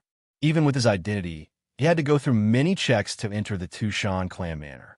Lu Zi and the others could not be brought into the manor. Qin Xuan had no choice but to contact Tushan Yu, hoping that Tushan Yu could come forward to solve this matter. After receiving Qin Xuan's message, Tushan Yu quickly appeared in the manor's supervision office. When he saw Qin Xuan, Tushan Yu wanted to greet Qin Xuan. However, when he sensed the change in Qin Xuan's aura, he could not help but widen his eyes and exclaim, "You have advanced to the Dongshu stage?" Hearing this, Qin Xuan chuckled and said to Tushan Yu, "I was just lucky." Hearing Qin Xuan's answer, Tushan Yu looked at Qin Xuan in a different way. In the past, Qin Xuan claimed to be in a cooperative relationship with the Tushan clan, and he was very friendly to Qin Xuan. However, that was all because of Qin Xuan's value. He did not really think that Qin Xuan was powerful. But now, everything was different. If I remember correctly, you have advanced to the Huashan stage less than half a year ago, right? You have advanced to the Dongshu stage in just half a year. Tushan Yu looked at Qin Xuan in shock. Even though he saw it with his own eyes, he still could not believe it. Qin Xuan chuckled and explained, "I was very lucky. I got 3 heavenly heart elixirs in the Antiquity era and directly advanced to the peak of the Huashan stage from the middle stage of the Huashan stage. I was lucky enough to pass the Thunder Tribulation, so I advanced to the Dongshu stage." In fact, Qin Xuan had more than 3 heavenly heart elixirs, but he had only taken 2. The reason why he said this was to make it reasonable and not so shocking. Hearing Qin Xuan's explanation, Tushan Yu let out a sigh of relief. At the same time, he could not help but sigh. Luck is also a part of strength. Back then, I was quite talented, but it took me nearly 200 years to reach the Dongshu stage from the Huashan stage. Even with the help of the Heavenly Heart elixirs, I think it would take me at least 10 years to improve myself before I could pass the Thunder Tribulation. Only a God's chosen one like you could have such a good fortune. Now, Tushan Yu had changed the way he addressed Qin Xuan to fellow Taoist Qin, which showed that Qin Xuan's position in Tushan Yu's heart had been greatly improved. As for the previous titles of Uncle Yu and Nephew, of course, no one would mention it again. Chapter 1026. With Tushan Yu as a guarantor, Qin Xuan and his party naturally entered Tushan Manor without any hindrance. On the way to their residence, Qin Xuan curiously asked Tushan Yu, 7th Elder, "Did anything major happen during the month I was away?" In fact, if anything major happened, Qin Xuan could have known through the photon computer, but he felt that some major events might not be spread on the internet. Perhaps they were only spread among the higher-ups, so he asked this question. Hearing Qin Xuan's words, Tushan Yu's expression couldn't help but become a little solemn. He sighed and said to Qin Xuan, "After all, the various forces in Tron Nebula are scattered like a sheet of loose sand." Qin Xuan's eyes moved slightly when he heard this, and he asked, "What do you mean?" In the face of the invasion of the Void Empire, The various forces in Tron Nebula should unite together to resist the invasion of the Void Empire, but some people want to hide behind others and watch from the sidelines, unwilling to contribute. Tu Shan Yu explained to Qin Chuan, "In the past month, we have held many meetings, but in the end, nothing was decided. We have dragged it on until now, but there is still no result. What are these people thinking?" Qin Chuan was a little surprised. Do they think that the Void Empire will let them go when they attack the capital of Tron because they didn't contribute? In Qin Chuan's view, those who didn't want to contribute must have a problem with their brains. If he knew what those people were thinking, this matter wouldn't be so troublesome. Tu Shan Yu looked at Qin Chuan and asked, "Do you have any good suggestions?" Qin Chuan pondered for a moment, then gently shook his head and said, "I can't think of a good countermeasure for the time being, but I will definitely tell everyone when I think of one." Tu Shan Yu nodded. Qin Chuan had just learned about this matter, so it was normal that he couldn't think of a countermeasure for the time being. After all, Qin Chuan was already monstrous in terms of cultivation. If he was also extremely outstanding in terms of wisdom, then there would be no way for others to survive. Under Tu Shan Yu's lead, Qin Chuan and the others reapplied for a higher-level entry pass, and then came to their temporary residence. Qin Chuan looked at the detached house in front of him, then smiled at Lu Zi and said, "You will live here for a while. If you have any needs, you can ask the servants of the manor, and they will naturally report it. Don't worry about other things, just focus on cultivation." LVZ nodded gently and asked Qin Chuan, "What about you?" Qin Chuan replied, "During this time, I will go around to gather information and see the situation. After all, the Void Empire's invasion is imminent. I can't just sit by and do nothing." Whether it was because of the current crisis or because of the enmity between the ancient human clan and the Void Empire, he couldn't just sit by and do nothing. He had to find a way to solve this problem. Otherwise, when Tron Nebula became the back garden of the Void Empire, he would not be spared. While speaking, Qin Chuan took out the bloodthirsty spear and the sky luo umbrella and handed them to Lu Zi. He said to Lu Zi, "These are two low-grade sacred tools. The bloodthirsty spear is good for attacking, and the sky luo umbrella is good for defending. Now that I have reached the Dongshu stage, I only need the Milky Way sword. These two sacred tools are for you. You can use them in a critical situation." Looking at the bloodthirsty spear and the sky luo umbrella, Lu Zi didn't want to take them. However, when she thought that Qin Chuan wouldn't have to worry about her safety, she reached out and took the two sacred tools. She said to Qin Chuan, "With my strength and the help of these two sacred tools, I think I won't encounter too much danger.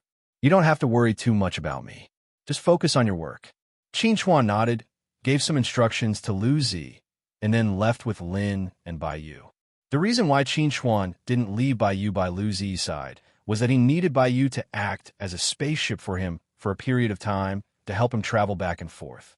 Now that Bai Yu had become a low-grade sacred tool, she could control the size of the Hope at will and transform it into a shuttle or a spaceship according to Qin Chuan's requirements. It had a complete range of functions. "Where are we going now?" Lin looked at Qin Chuan. "Are we going to visit Tu Shannying?" Qin Chuan shook his head and said to Lin, "No, we're not going to visit Tu Shannying. Let's go to Trump City for a walk." Qin Chuan and Lin sat on the Hope, which had turned into a flying shuttle, and looked at the capital of Trump outside through the porthole. In the face of the crisis of the Void Empire's invasion, the capital of Trump still maintained its usual prosperity, and it was bustling everywhere. Seeing this scene, Qin Chuan pursed his lips and said, "I don't know if it's good or bad to hide the news like this.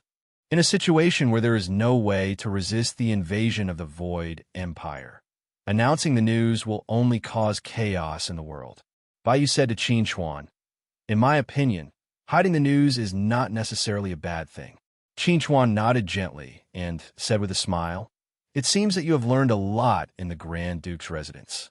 Bai Yu was about to respond to Qin Chuan when she suddenly frowned slightly and said to Qin Chuan, "I received a call request from the shuttle next to us." Hearing Bai Yu's words, Qin Chuan subconsciously turned his gaze to the porthole on the other side and looked at the shuttle next to them. When he saw the symbol of the Grand Duke's residence on the shuttle, he couldn't help but raise his eyebrows slightly and said to Baiyu, "Accept the call request." Qinchuan's group put away the hope and boarded the shuttle belonging to the Grand Duke's residence. Compared to the original Hope, the Grand Duke's residence's shuttle was much more imposing and luxurious. In the living room, Hai Junlon sat upright on the sofa and said to Qinchuan with a smile, "Long time no see. I didn't expect Brother Qin to have already advanced to the Dongshu stage. Congratulations." Hearing Hai Junlin's words, Qinchuan chuckled and replied, "Brother Hai is not bad either. You're also at the Dongshu stage." Qinchuan had expected Hai Junlon to advance to the Dongshu stage. After all, Hai Junlon was at the peak of the deity transformation stage. After going through a period of tempering in the ruins, she must have gained something. Advancing to the next stage was a matter of course.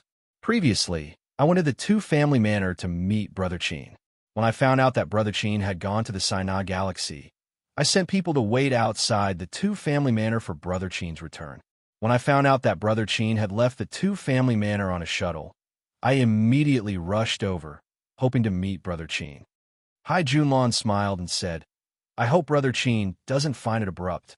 Hearing Hai Junlin's explanation, Qinchuan revealed a look of understanding. No wonder Hai Junlon knew that he was on the Hope. It turned out that someone had been watching them for a long time. I wonder why Brother Hai wants to meet with me. Qinchuan was somewhat curious. Could it be to exchange pointers? Hai Junlon shook her head and replied, "Brother Qin passed the 50th floor of the Tong Tian Tower. This result is enough to prove that Brother Qin is stronger than me. I want to meet with Brother Qin because of the Void Empire." Chapter 10:27. Hearing Hai Junlin's response, Qinchuan was somewhat puzzled. He asked, "Brother Hai, I don't think I can play any role in this matter, right?" Although Qinchuan had now advanced to the Dongshu stage and could be considered a top figure, he really didn't have the qualifications to intervene in matters that concerned the entire Tron Nebula. At least in terms of status, this was the case. Hai Junlon had really found the wrong person to discuss the Void Empire's invasion with him. Hearing Qinchuan's words, Hai Junlon gently shook her head and replied, "Brother Qin, don't belittle yourself. In my opinion, among the younger generation of Tron Nebula, no one can compete with me except for you. If you don't have the qualifications, then don't I have the qualifications as well?" Qinchuan understood. The matter Hai Junlon wanted to discuss with him had nothing to do with the entire Tron Nebula, but it had to do with the younger generation. But what was the use of this? Seeing Qinchuan's puzzlement, Hai Junlon explained to Qinchuan, "Now, the Void Empire's invasion is no longer a secret in the eyes of the various forces except for the people at the bottom. Seeing that a month has passed, the various forces have held several meetings, but they still haven't been able to unify their opinions. I think that continuing to delay like this is completely a waste of time and lives. It's giving the Void Empire a chance. What do you think, Brother Qin?" Qinchuan nodded in agreement and replied, "It's hard for me to disagree with your point of view. But what can we do? Could it be that Brother Hai wants the younger generation to unify their thoughts and then go back home to do the work of the elders? If that's the case, you should go to Tushan Qi, not me." Hai Junlon shook her head and said to Qinchuan, "What I mean is that the younger generation should take the lead and be an example for others." Hearing Hai Junlin's words, Qinchuan couldn't help but be stunned. He looked at Hai Junlon in astonishment and asked, "Is there something wrong with your brain? You want to gather the younger generation to face the Void Empire head-on?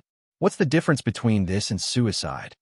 Qinchuan felt that accepting the invitation to come here was a completely wrong decision. A normal person's mind wouldn't be able to think of such an excellent operation. Facing Qinchuan's question, Hai Junlon replied, "You misunderstood me. I'm not arrogant enough to think that we can fight against the Void Empire with our strength." Qinchuan was even more puzzled now. He asked in confusion, "Then what exactly do you plan to do?" Hai Junlon pointed outside the porthole and said to Qinchuan, "I plan to announce this matter and let everyone know about the Void Empire's invasion. I want everyone to know which forces are cowardly and don't dare to face the invaders. Hai Junlin's Esof's words. Junlun was Junlin's words. Junlin's. Hai Junlun was silent for a moment. Then, she said to Qin Chuan, Brother Qin is indeed intelligent. This is indeed not my idea. It's my father's idea. It's just that it's not convenient for him to do this. So he chose me to do it on his behalf. Qin Chuan understood. The great metropolis wanted to use the power of public opinion to exert pressure on the wavering forces and force them to make a choice. He had to admit that this was indeed a good idea. By connecting the younger generation of each force and having the younger generation come forward, even if the various forces are dissatisfied, they can only vent their anger on their own juniors. They can't blame others. This is indeed a brilliant move. Qin Chuan chuckled and said to Hai Junlun, But haven't you thought that the panic caused by this might have a huge impact on Tron Nebula? Some things can be said, but some things don't need to be said. I believe that before the Void Empire invades Tron Nebula, everyone's lives will be very stable. Hai Junlun looked at Qin Chuan with a deep gaze. The great metropolis wants Tron Nebula to continue to prosper more than anyone else. If that's the case, I have no objections. Qin Chuan told Hai Junlun, If you need my help, just let me know. After the conversation with Hai Junlun, Qin Chuan's group returned to the Hope. Qin Chuan frowned as he thought about their earlier conversation. He asked Lin and Baiyu, Do you think it's a good or bad idea to announce this news? From the big picture, it's naturally not beneficial. Even though Hai Junlin's words sound good, once this news is made public, it'll definitely cause chaos. From how I see it, the great metropolis is pressuring the forces that don't want to contribute, and at the same time, they want to use this incident to create a glorious image for the great metropolis. Baiyu looked at Qin Chuan. If they really don't have any selfish motives, then they wouldn't have come to you. They would have come to Tu Shanqi. Hearing Baiyu's analysis, Qin Chuan looked at her with surprise. Baiyu, when did you become so smart? I've always been smart. I just didn't like to talk because of some things in the past. Baiyu told Qin Chuan, You know that. Qin Chuan nodded lightly and stopped talking about the past. He thought about it and asked, Do you think Tu Shanqi knows about this? She should know, but Tu Shanqi is just an ordinary insider. Unlike Hai Junlun, she can't lead this matter. Baiyu looked at Qin Chuan and said indifferently, Of course, you're also just an ordinary insider. As for why Hai Junlun wanted to talk to you alone, he probably wants to show off that he's already reached the Dongshu stage. However, he didn't expect that you've also reached the Dongshu stage. He's a competitive person. I can see that. Hearing Baiyu's analysis, Qin Chuan laughed and said, You're right. When he saw me, his expression was clearly very shocked. However, in order to show his elegance, he had to go against his heart and congratulate me. At first, Qin Chuan didn't care about these details. Now that Baiyu mentioned it, he immediately understood Hai Junlin's intentions. He was already over 100 years old, yet he still liked to play these kind of little tricks. So what we need to do now is to wait and see and watch their performance. Lin, who had been silent, finally found a chance to interject. Qin Chuan nodded and replied, That's right, we just need to watch quietly. It doesn't make sense. It doesn't make sense. Hai Junlun sat on the sofa with a depressed expression. When he learned that Qin Chuan had passed the 50th floor of Tong Tian Tower, he was extremely dissatisfied and wanted to try again. Unfortunately, he lost this opportunity when the ruins were destroyed. Now that he had reached the Dongshu stage, he thought that he could firmly suppress Qin Chuan. He didn't expect that Qin Chuan had also reached the Dongshu stage. This was simply illogical. This time, when facing the Void Empire, I must make a name for myself and completely suppress Qin Chuan. Chapter 1028. While all the forces were caught off guard, the younger generation led by Hai Junlun gathered at the observatory and announced the Void Empire's invasion to the public through a live broadcast. Everyone, whether indoors or outdoors, could watch the live broadcast and understand the whole story. When the Void Empire's invasion was made public, it immediately caused a discussion in the entire city. Although they didn't know what the Void Empire was, it didn't prevent them from knowing that it was a dangerous thing. Now that the representatives of the younger generation of the various forces had set an example and were willing to contribute to the defense of the Terang Nebula, the people calmed down after the panic. As long as the various forces united to defend the Terang Nebula, the Void Empire would not be able to run rampant for too long. If any of the forces dared to slack off and not contribute at this time, they would have cursed them to death. Qin Chuan sat at home and looked at the feedback on the internet. He chuckled and said, "It's great now. Even if those forces don't want to help, they have no choice but to do so. Otherwise, when the news spreads, the stocks of the major corporations in their hands will fall to the bottom. The power of a single person may be very weak, but when the power of countless people is united, even the metropolis residents and the Tushan family won't dare to go against them." Hearing Qin Chuan's words, Bai nodded and said, "This is the result that the metropolitan government wants.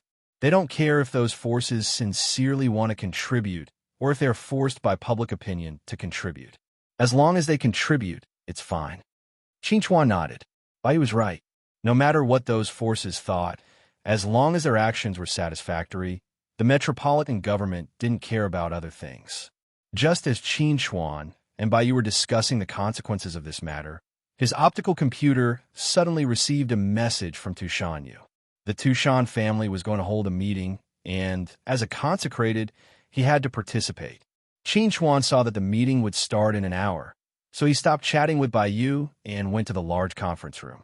When Qin Chuan arrived at the large conference room, it was still early, so there weren't many people in the large conference room. He casually found a place to sit down and was about to go online to check the news when a figure suddenly appeared in front of him. "Teacher."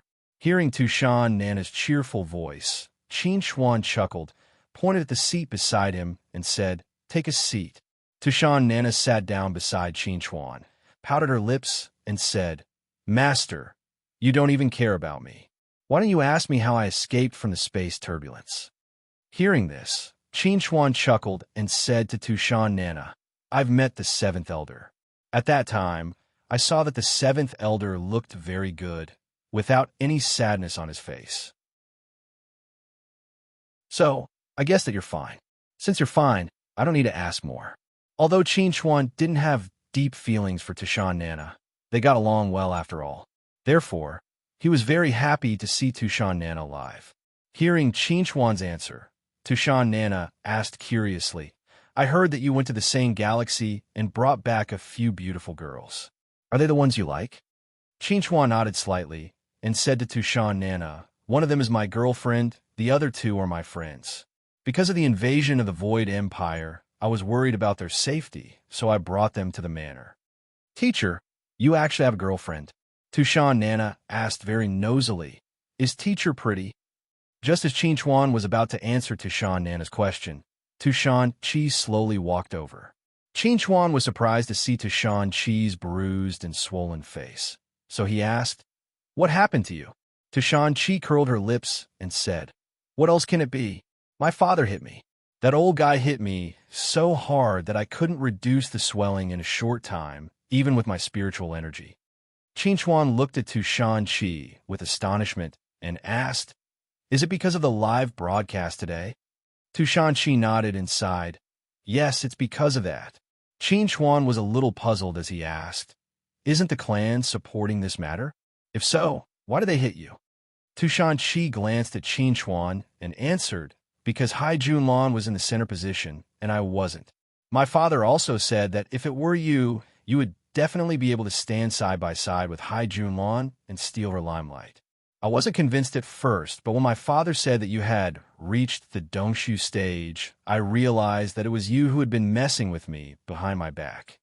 Qin Chuan didn't know whether to laugh or cry. "What do you mean by messing with you behind your back? Don't accuse me wrongly." Tushan Chi sat down beside Qin Chuan and said to Qin Chuan, "Hurry up and teach me. How on earth can I cultivate as fast as you?" Qin Chuan pondered seriously for a while, then responded, "You have to be as handsome as me and have incredible luck. You have to be talented and hardworking." Tushan Chi stared at Qin Chuan for quite a while, then asked, "What's the point?" Qin Chuan answered seriously, "The point is that only I can do it, you can't." Tushan Chi. When Tushan family leaders arrived at the large conference room, one after another, the meeting began as scheduled. Tushan Ing, as the leader of the Tushan family, stepped onto the podium and briefly explained what happened in the live broadcast this morning. Now, the Void Empire's invasion of Tron Nebula is no longer a secret. Due to various reasons, all forces have reached a consensus and united as one. Therefore, we have decided in the meeting that each force will send 100 people to form a vanguard team to test the Void Empire's real situation. The vanguard team may encounter the Void Empire's attack and be in danger, but testing the Void Empire's real situation is very important. Someone has to do it, and someone has to be sacrificed. Now, we need 100 people to act as the vanguard team to represent the Tushan family. Anyone who is interested can stand up and sign up. Following Tushan Ying's words, the large conference room fell into silence. Although everyone was mentally prepared, it was one thing to be named, but no one was willing to stand up for something like this. At this moment, Tushan Yu stood up and looked at Tushan Ying with a complicated gaze. "I wasn't with them when they entered the ruins. Now that third brother, fourth brother, and fifth brother are missing, I want to finish what they couldn't." Hearing Tushan Yu's words, everyone was moved.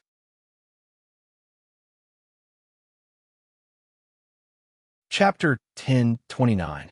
After Tushan Yu stood out the first, more and more people stood up. Without exception, all of them were young and healthy Tushan family members. As the core force of Tushan family, when Tushan family needed them, they would surely choose to step up without hesitation. I, Tushan Tiger, am willing to join the Vanguard Squad. I, Tushan Xiao, am willing to join the Vanguard Squad. I, Tushan. Soon, over 60 people stood up one after another to sign up. These 60 people were all direct descendants of Tushan family, and not a single one of them was a minister. Compared to those hot-blooded Tushan family direct descendants, the area occupied by ministers was much quieter, with different looks on their faces. Low-level people might not know how terrifying the Void Empire was, but as Tushan family's ministers, they had already learned a thing or two about the Void Empire. They even knew how terrifying the Void Empire was, and that the Vanguard Squad might not be able to come back alive.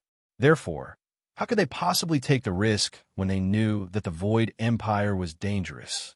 They had been receiving the Tushan family's gifts all year round, but they didn't take those gifts for free. They had been working for Tushan family for a long time, and they had done their best. Now, facing a life-threatening danger, they surely didn't want to take the risk. If only one or two of them thought this way, they might be wrong. But when everyone made the same choice, it meant that they were all thinking the same thing, and they were right. The minority was subordinate to the majority. This was an eternal truth. While those ministers ignored the gazes from the surrounding people and sat quietly in their chairs, a man abruptly stood up and said loudly, "I, Qin Chuan, am willing to join the Vanguard Squad. I will do my part to protect Tron Nebula." Among the shouts of nearly 80 people, the first one who didn't have the word Tushan in his name finally showed up. Tushan family people turned to Qin Chuan, who stood up with a determined look. They all showed a gratified and appreciative look on their faces. Tushaning looked at Qin Chuan and said loudly, "Qin Chuan is less than 100 years old. He has been a minister of Tushan family for less than a year. Now, Qin Chuan is willing to do his part for our Tushan family. This is the honor of our Tushan family." Hearing Tu Shanying's words, the expressions of the other consecrators immediately turned ugly. Tu Shanying's words seemed to be praising Qin Chuan, but if one listened carefully, they would feel that he was criticizing the other consecrators. Qin Chuan, a minister of Tushan family who had joined the Tushan family for less than a year, was willing to sacrifice his life for the Tushan family. How could these ministers, who had joined the Tushan family for decades, even over 100 years, not do the same? They could guess that if they continued to sit like this without saying anything, Tushan Ing would definitely punish them after the meeting. By then, even if their lives weren't in danger, They would have to face a lot of obstacles in their cultivation in the future. For a moment, these ministers looked at Qin Chuan in an extremely unfriendly way. Qin Chuan didn't care what the other ministers thought. He was willing to join the vanguard squad and test the Void Empire, not because he was impulsive or because he wanted to do his part for the Tushan family. Instead, he wanted to know more about the Void Empire. In order to know more about the Void Empire, he had to get close to the Void Empire. Of course, most importantly, Qin Chuan was confident that he could protect himself. I, Su Rulong, am willing to join the vanguard squad. I, Yamaha, am willing to join the vanguard squad and serve the family. About 20 minutes later, the name list of Tushan family's vanguard squad was finally released. The captain was Tushan Yu, the seventh elder. Among the 100 people, 73 were direct descendants of the Tushan family, and 27 were ministers. They would leave for the observatory tomorrow morning and meet up with the vanguard squads of other forces. Then, under the command of the Grand Minister, they would go to the place where the universe swirl was and explore the Void Empire. After the meeting, Qin Chuan, Tushan Shi, and Tushan Nana walked out of the large conference room together. During the meeting, a few ministers passed by Qin Chuan with sour faces. It seemed that they hated Qin Chuan very much. Qin Chuan didn't care about this at all, but Tushan Shi was unhappy. She couldn't help but speak up for Qin Chuan. These ministers have been cultivating with a lot of resources from the family. But when we need them to do something, they're all so timid and hesitant. Shame on them. Tushan Nana nodded heavily and said, "That's right. These ministers are so shameless. I suggest we kick them all out of the family and give all their resources to Master Shifu." Hearing Tushan Nana's words, Qin Chuan chuckled and responded, "There's no need to drive them away, but I can consider giving me all their resources." At this time, Tushan Yu walked out of the large conference room and said to Qin Chuan, "Qin Chuan, wait a minute." Hearing him, Qin Chuan turned around and looked at Tushan Yu. Tushan Yu said to Tushan Shi and Tushan Nana first, "I have something to talk to Qin Chuan in private. You two can leave first." Hearing Tushan Yu's words, Tushan Shi and Tushan Nana understood that Tushan Yue must have a secret to tell Qin Chuan, but didn't want them to hear it. Therefore, they walked forward without asking to stay. After Tushan Shi and Tushan Nana walked far away, Tushan Yu glanced at Qin Chuan with a complicated look and said, "In fact, as a new minister of Tushan family, you don't have to stand out. Even if you don't do anything, the family will only blame you." Tushan Yu was telling the truth. In his eyes, Qin Chuan was still young and had a bright future ahead of him. Therefore, he didn't have to take such a risk. Qin Chuan chuckled and said to Tushan Yu, "When a nest is overturned, no egg can remain intact.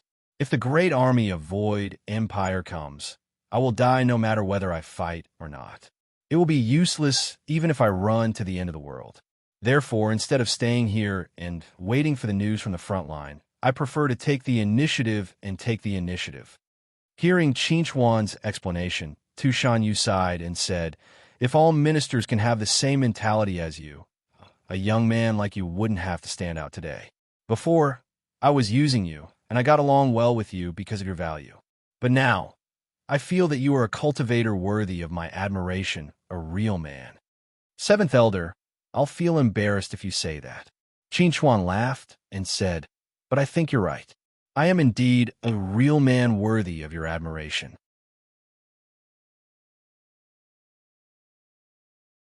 Chapter 10:30. Qin Chuan and Hai Junlan stood side by side in front of the window on the spaceship heading towards the cosmic whirlpool. They looked at the dark universe outside the window with different expressions on their faces. "I really didn't expect you to appear here. I thought you wouldn't come."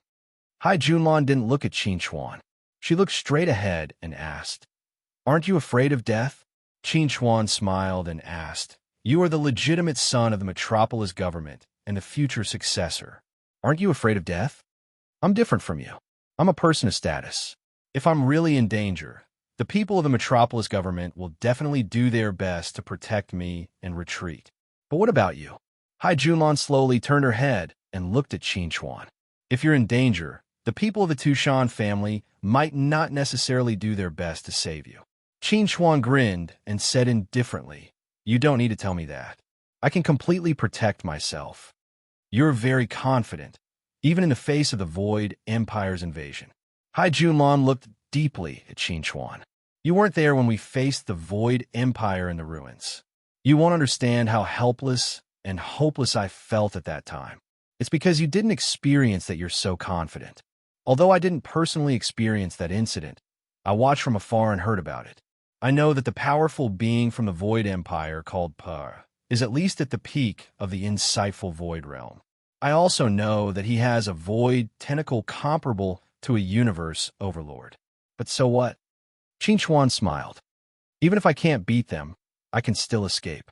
Seeing that Qin Chuan was still so confident, Hai Junlan looked at Qin Chuan with a subtle expression. "If it weren't for the fact that we're about to fight the Void Empire, I would really like to spar with you and see how strong you really are. There's no need for that. If we meet a Void creature, I'll let you know how strong I am." Qin Chuan chuckled. "When the time comes, you can compete with me to see who can kill more Void creatures and whose level is higher." Upon hearing this, Hai Junlan looked at Qin Chuan with a strange gaze.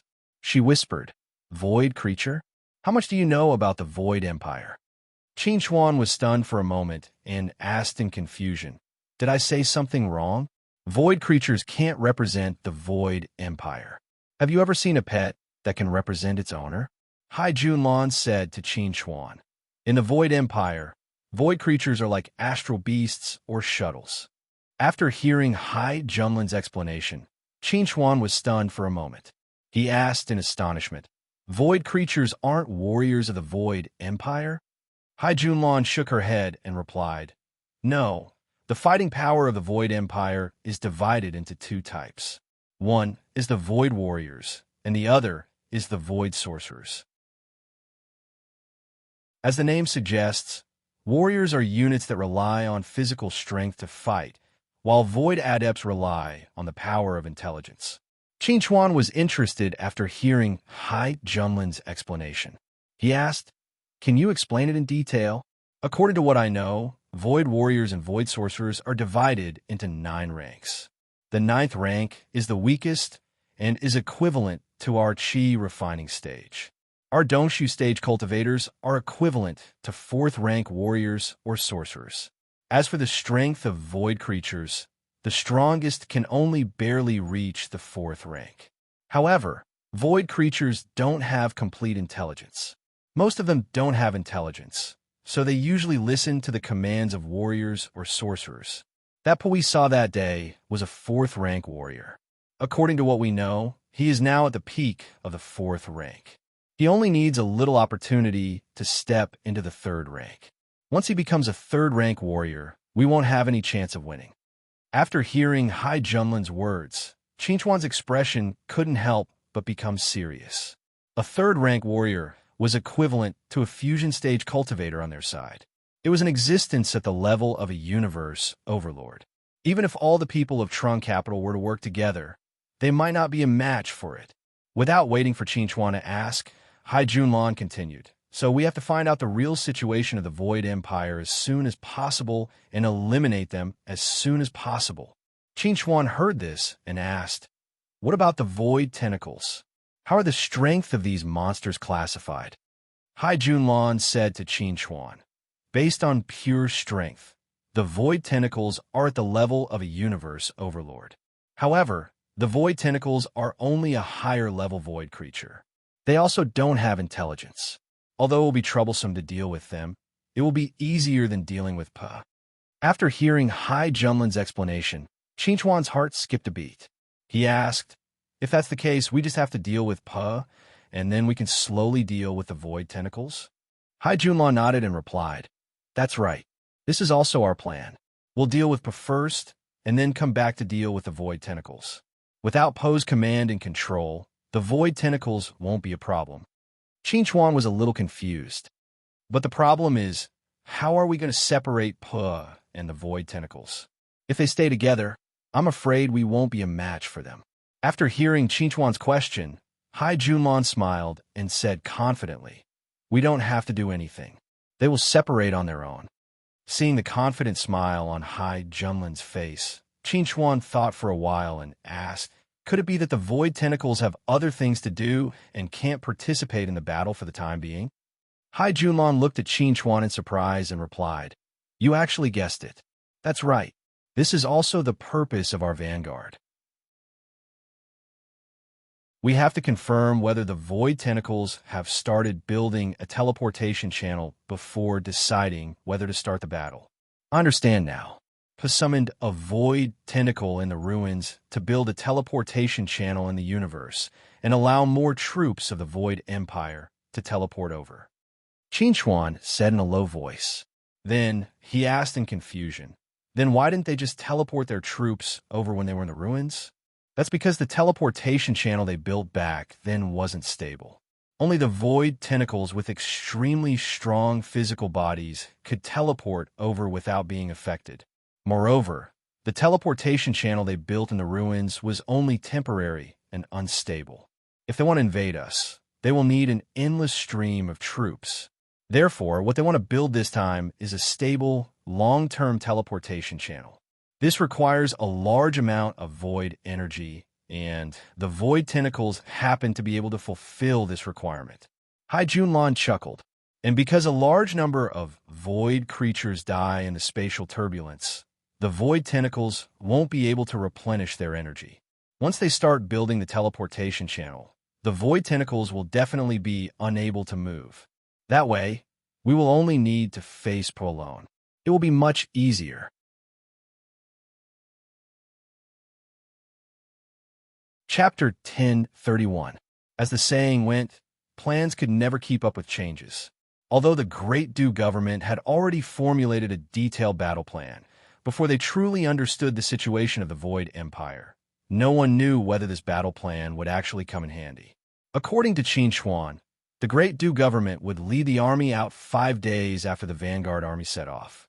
This meant that they only had 5 days to investigate the situation of the Void Empire, which was a little tight. During this nearly 1-month journey, Qin Chuan spent almost all of his time on cultivation. On one hand, he was stabilizing his current state.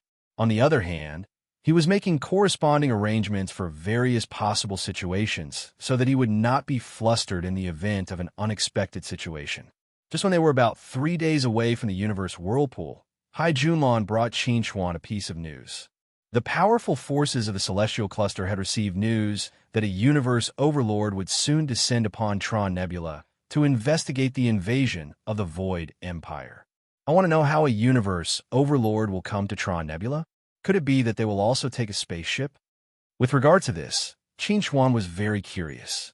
If that was the case, it would be too late by the time the universe overlord arrived. Hai Junlon shook her head and said to Qin Chuan, "In terms of flying speed, universe overlords are definitely faster than spaceships. However, universe overlords are unable to pass through interstellar portals, so their long-distance travel is still slower than spaceships. However, there are teleportation portals between the Celestial Cluster and various nebulae, so the universe overlord should be able to use them to come here." After hearing Hai Junlin's explanation, Qin Chuan nodded in understanding. He originally thought that coming from the Celestial Cluster to Tron Nebula would require a spaceship to fly slowly, just like how he traveled from the Sinai Galaxy to Tron Nebula. If that was the case, it would not matter whether the universe overlord came or not. The existence of this teleportation array is a secret. Even I only know of its existence. I don't know its exact location. Hai Junlon then said to Qin Chuan, "There's one more thing. Unless there's a special circumstance, the teleportation array across the nebula won't be activated. This is because the amount of resources needed to activate the teleportation array is too much. If it weren't for the invasion of the Void Empire, I don't think this universe overlord would have come here through the teleportation portal." Qin Chuan asked curiously, "Do you know who this universe overlord is?" Hai Junlon nodded and shook her head. "I'm not sure yet, but when this universe overlord comes, we'll know who he is." A universe overlord. Qin Chuan sighed softly. "I really don't know when I'll be able to reach such heights." Hearing Qin Chuan's words, Hai Junlan laughed and said to Qin Chuan, "It's not that easy to become a universe overlord. You should know that there are countless great beings at the peak of the Dongshu stage in the celestial star cluster, but there are less than 30 universe overlords. You can see how difficult it is to become a universe overlord. For most practitioners, the peak of the Dongshu stage was the end of the path of cultivation. It was extremely difficult to take another step forward." Hai Junlan sighed and said to Qin Chuan, "My father, Hai Wudi, the commander-in-chief of the Great Prefecture, became famous when he was young. He's already 900 years old, but do you know how long he's been stuck at the peak of the Dongshu stage? It's been 700 years. Qin Chuan was shocked by Hai Junlan's words. Hai Wudi had been stuck at the peak of the Dongshu stage for 700 years.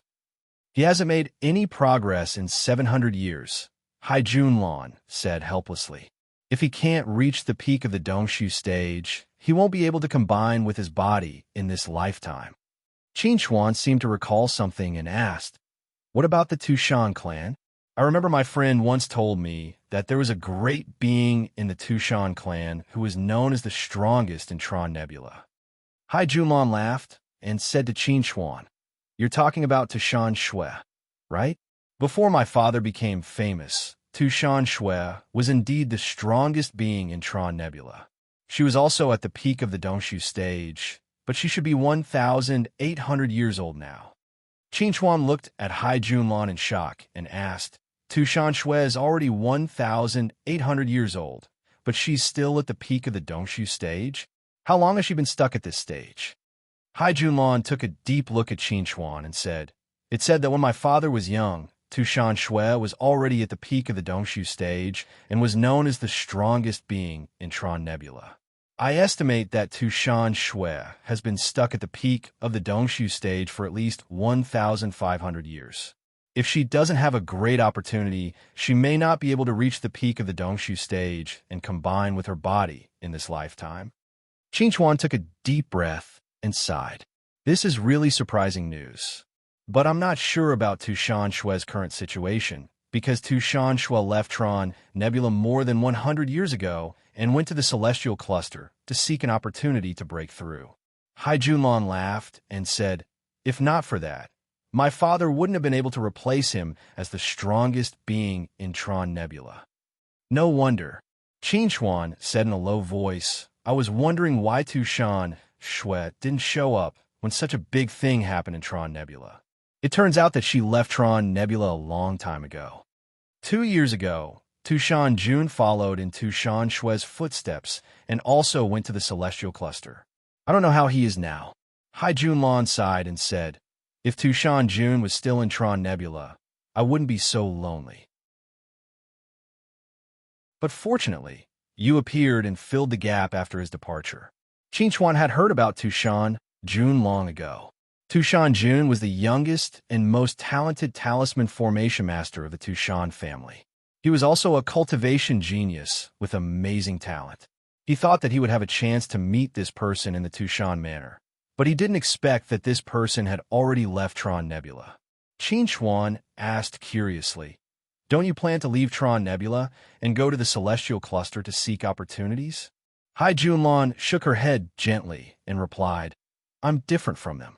The Tushan family is a side branch of the Tian people.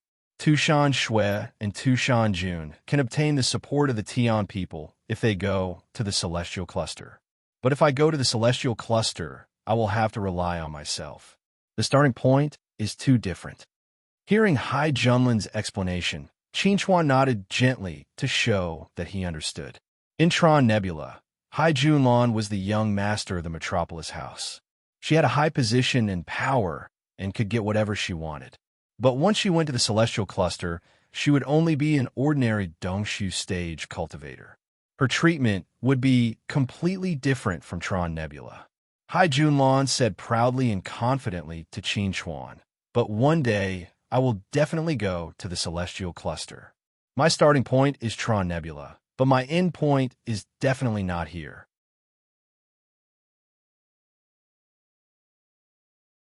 Chapter 1032. The more one knew, the more ignorant they would feel. Qingchuan was like this now. Ever since he left the banished land and came to this universe, he had been in a state of learning. He was like a dry sponge, crazily absorbing the water of knowledge. After Hai Junlan left, Qingchuan sat alone in the bedroom and pondered, thinking about the future. Both Hai Wudi and Tushan Shui are rare geniuses. With the support of the metropolis government and the Tushan clan, they spent less than 300 years to become experts at the peak of the Dongshu realm. However, one of them was trapped at the peak of the Dongshu realm for 700 years, while the other was trapped at the peak of the Dongshu realm for 1,500 years. From this, it can be seen that the conditions to enter the complete Dongshu realm from the peak of the Dongshu realm are extremely harsh. Tushan Shui was already 1,600 years old when she left Tron Nebula. More than half of her lifespan had been used up. If she continued to stay in Tron Nebula, it would only be a waste of time. Therefore, she chose to go to the Celestial Cluster, which has a higher level of civilization, to seek an opportunity to break through. It may not be long before Hai Wudi embarks on the same path. I just don't know if there are Dongshu realm experts everywhere in the Celestial Cluster. I thought that I had already touched the edge of being an expert when I advanced to the early stage of the Dongshu realm. Now, it seems that I am still far from it. After this battle, I will solve the problem of the Void Empire. I will find an opportunity to go to the Celestial Cluster. I can't continue to stay here. Bang! Just as Qingchuan was thinking about these things in his heart, there was suddenly a violent crash outside, followed by a broadcast. The spaceship has been attacked by void creatures. All Vanguard soldiers, please prepare to meet the enemy. Hearing the broadcast, Qingchuan's eyes flashed with surprise. At this time, they were about 3 days away from the cosmic whirlpool. How could they be attacked by void creatures here? Thinking of this, Qingchuan immediately got up and left the bedroom. He walked towards the cabin door. Along the way, he met many people who had rushed out after hearing the news. Everyone had a grave expression and seemed to be in a very heavy mood. The cabin door slowly opened and Qingchuan stepped out. He casually punched a void creature in front of him and pushed it back. He looked around and saw that the 3 spaceships of the Vanguard had all been attacked by the void creatures. There were definitely more than 10,000 of these void creatures, but they were all very weak. The strongest one was only at the early stage of the Dongshu realm and could be easily killed. These void creatures should be delaying our advance. It was unknown when Hai Junlan had appeared beside Qingchuan. His gaze was solemn as he looked at the surrounding void creatures. Very quickly, he guessed the purpose of these void creatures. This should be Samson's scheme. He wants to use these void creatures to delay our advance and buy time for him to do something. Qingchuan said in a low voice, "How long does it take for the void tentacles to build a stable transmission channel? It will take at least half a year if the void energy is not replenished." Hai Junlan replied, "We still have plenty of time. If that's the case, then Samson must be up to something." Qingchuan narrowed his eyes and said to Hai Junlan, "No matter what he wants to do, we have to end this quickly. After we get rid of these void creatures, we will speed up." Hai Junlan was a little worried when she heard this and said, "If we do this, won't we fall into Samson's trap? After all, he is a grade 4 martial warrior and is much stronger than us. If we meet him, we will be in danger. Believe me, Samson must be doing something unspeakable. Otherwise, he wouldn't have sent these void creatures to their deaths." Qingchuan looked at Hai Junlan with a determined gaze. Inform the representatives of the various forces and try to persuade them. After 3 hours of battle, the Vanguard army killed all the void creatures without any casualties. It could be said that they had achieved a moderate victory. After this, Hai Junlan held a group meeting as the representative of the metropolis government and conveyed Qingchuan's message to the various forces. However, other than the metropolis government and the Tushan clan who expressed their support for Qingchuan, the other forces unanimously objected. They wanted nothing more than to dawdle for a few more days on the road. No one was willing to take the initiative to approach a powerful enemy like Samson. Speeding up was no different from rushing to their deaths. Hai Junlan wasn't surprised by the opposition because she had already expected this situation. If it wasn't for Qin Chuan's suggestion, she would have probably objected as well. Your suggestion has been rejected. Other than the metropolis government and the Tushan clan, no one else agrees with your suggestion. Hai Junlan said to Qin Chuan. If you can give me a definite reason now, then I will support you against all objections. Qin Chuan pursed his lips and shook his head. I don't have much confidence. This is just my guess. Hai Junlan looked deeply at Qin Chuan and said, if that's the case, then let's forget about this matter. In the cosmic whirlpool, Samson's huge figure stood in the cosmic whirlpool. He looked ahead indifferently at the void tentacles that were using void force to build a teleportation channel. He said in a deep voice, too slow, General Samson, are you talking about the void tentacles, or are you talking about us? Two figures shrouded in black robes slowly flew over from afar and stopped in front of Samson.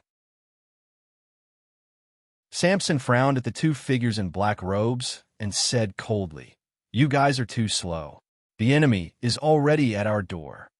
Sorry, we were a little late because we had to deal with some matters. The black-robed figure with a slightly hoarse voice said to Samson, but it doesn't matter. We made it in time. Samson glanced at the black-robed figure and asked, we said there would be 3 people. Why are there only 2 of you? I was talking about the third person. She met with an accident and died. The black-robed figure replied. If not for that, we would have arrived long ago. As far as I know, the strongest person in Tron Nebula is at the peak of the Dongxi realm. Your companion is at least at the late stage of the Dongxi realm. How about you have died outside? Could it be that some new powerful person has appeared in Tron Nebula? Samson frowned deeply. What have you found out? Due to time constraints, we didn't have time to conduct a thorough investigation. However, our companion was besieged and killed. So please don't worry, General. No new powerful person has appeared. The black-robed figure replied. In Tron Nebula, other than Hai Wudi and Tu Shan Han, there is no need to worry about anyone else. Hai Wudi and Tu Shan Han were both at the peak of the Dongxi realm. Only the 2 of them could affect them.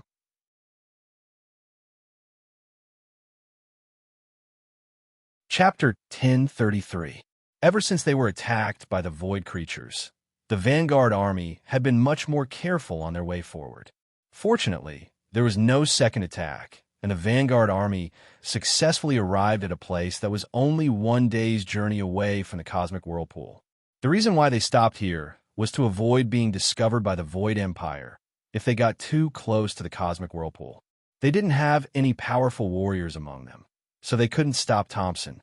The Vanguard army's mission was to investigate the Void Empire, not to attack. Therefore, they stopped here and prepared to send a small troop to scout ahead. However, the question of who to send was a big one. The further they went, the closer they were to the cosmic whirlpool, and the closer they were to the Void Empire. This was a very dangerous thing. Once they were discovered, they might not be able to come back alive. No force was willing to be the first to do this. Didn't Qin Chuan, the consecrator of the Tushan family, suggest to speed up? I think it's better to let the Tushan family take the lead. During the meeting, someone suggested that the Tushan family should send people to the cosmic whirlpool first to collect information. This suggestion was approved by most people. Everyone thought that Tushan would argue with them angrily, but surprisingly, Tushan agreed without hesitation. The Tushan family sent people to join the Vanguard army to collect information. We are all prepared to die. Since you are afraid of death, then don't pretend to join the Vanguard army. Tushan looked at the representatives of other forces with disdain. If you want to refute me, then come with me to collect information. I will apologize to you then. Those who wanted to refute Tushan all shut their mouths when they heard this. Although they didn't feel good being humiliated here, it was better than risking their lives to collect information. Seeing that everyone kept their mouths shut, Tushan sneered and left. After hearing the news, Qin Chuan went to Tushan and said with guilt, "Sorry, I got you into trouble. I am willing to take the lead and collect information." Tushan waved his hand and said, "This has nothing to do with you. Someone has to collect information. They don't dare to go, but it doesn't mean that the Tushan family doesn't dare to go." Qin Chuan looked at Tushan and asked, "Seventh Elder, What do you plan to do? After a short silence, Tushan Yu answered, I will choose 10 people to go. I will be one of them, but I hope that you will be the leader. Everyone will listen to your command. Qin Chuan looked at Tushan Yu in surprise and asked, Why? Because I believe in your strength and judgment. Tushan Yu looked at Qin Chuan with a subtle look in his eyes. You must have sensed something when you suggested to move faster that day, right? I haven't asked you these days because I wanted you to clear your mind. Can you tell me now? Qin Chuan nodded his head and replied, The void creatures that attacked us that day seemed to be huge in numbers and came with great ferocity. However, the strongest of them was only at the peak of the insightful emptiness realm. Dealing with them was a piece of cake. Thompson urgently needed the power of the void to build a teleportation channel, so there was no reason for him to waste his energy to stop us. After all, this attack only delayed us for a few hours. Hearing this, Tushan Yu agreed. You're right, but since Pa did that, he must have some other intentions.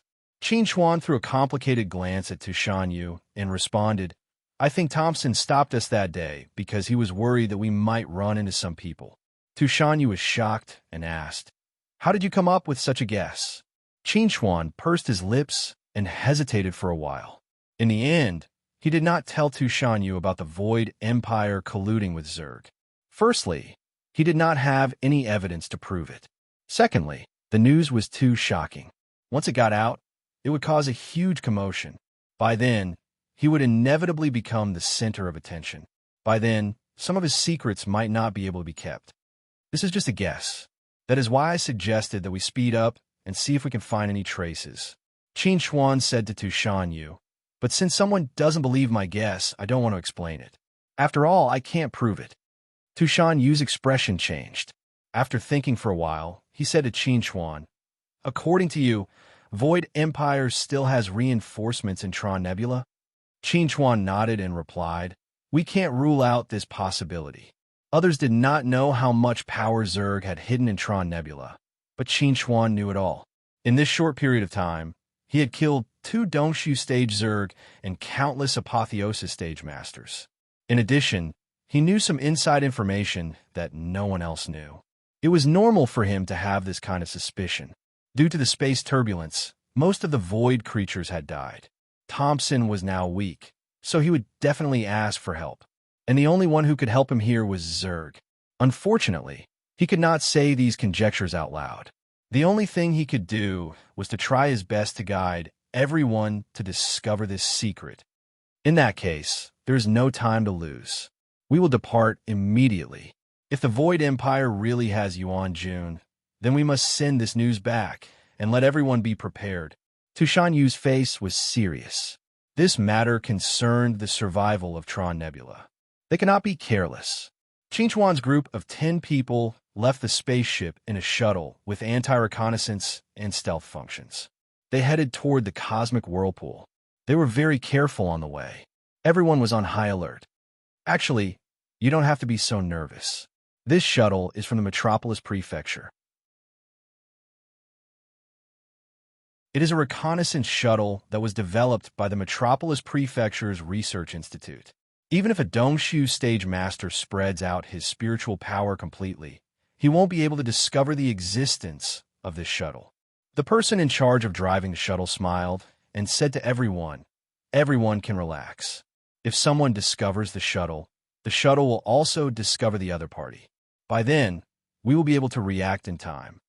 Although everyone was relieved when they heard the pilot's words, they still did not let down their guard. On the other hand, Qin Chuan sat cross-legged on the floor like an outsider. His eyes were slightly closed, as if he was sleeping. When everyone saw Qin Chuan like this, they did not know whether to say that Qin Chuan was brave or not. No one knew that Qin Chuan was currently communicating with a runic sword in his mind. If they really encountered Thompson later, Qin Chuan would definitely not be Thompson's opponent.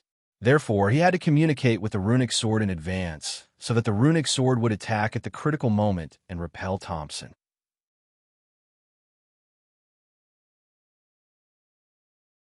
Chapter 1034. Runic Sword. How much do you know about the Void Empire? Qin Chuan looked at the runic sword. In fact, he had wanted to ask this question ever since he had passed the Dongshu Thunder trial and seen what had happened in the past. He knew very well that the runic sword was the reason why he was able to see what had happened in the past.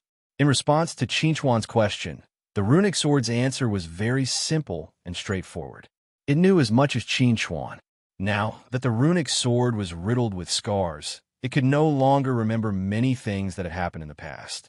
However, it knew as much as Qin Chuan knew about the Void Empire. These things did not stimulate the runic sword to recall what had happened in the past.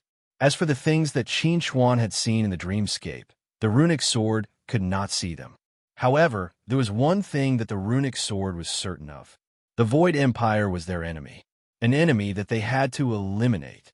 In response to the runic sword's answer, Qin Chuan asked, "If we are in danger, can you use your sword to repel Pa?" The runic sword's understanding of the Void Empire wasn't the main point. The main point was whether or not the runic sword would be able to repel Arsen's runic sword. If it could, then everyone would be happy. If it couldn't, then he would have to be careful. This time, the runic sword replied after a moment of silence. It could repel Pa, but it wasn't certain that it could kill him. Moreover, it would expose itself. In response to the runic sword's reply, a subtle look flashed through Qin Chuan's eyes. He asked, "You aren't certain that you can kill him? Is it because this son is a complete fourth-grade martial warrior? What would you expose yourself to?" From his conversation with Hai Junlan, Qin Chuan had learned that there was a threshold between the peak of the Dongshu realm and the complete Dongshu realm. Once crossed, the transformation would be earth-shattering. It was equivalent to touching the edge of the body fusion stage. It was very likely that one would become an overlord of the universe. Thinking about it, it was the same for the Void Empire. As a Grade 4 warrior, there was a high chance that Pa would become a Grade 3 warrior and be on par with the overlords of the universe. Now that the runic sword had not fully recovered, it would be very difficult to kill Pa without wasting the energy that he had painstakingly absorbed.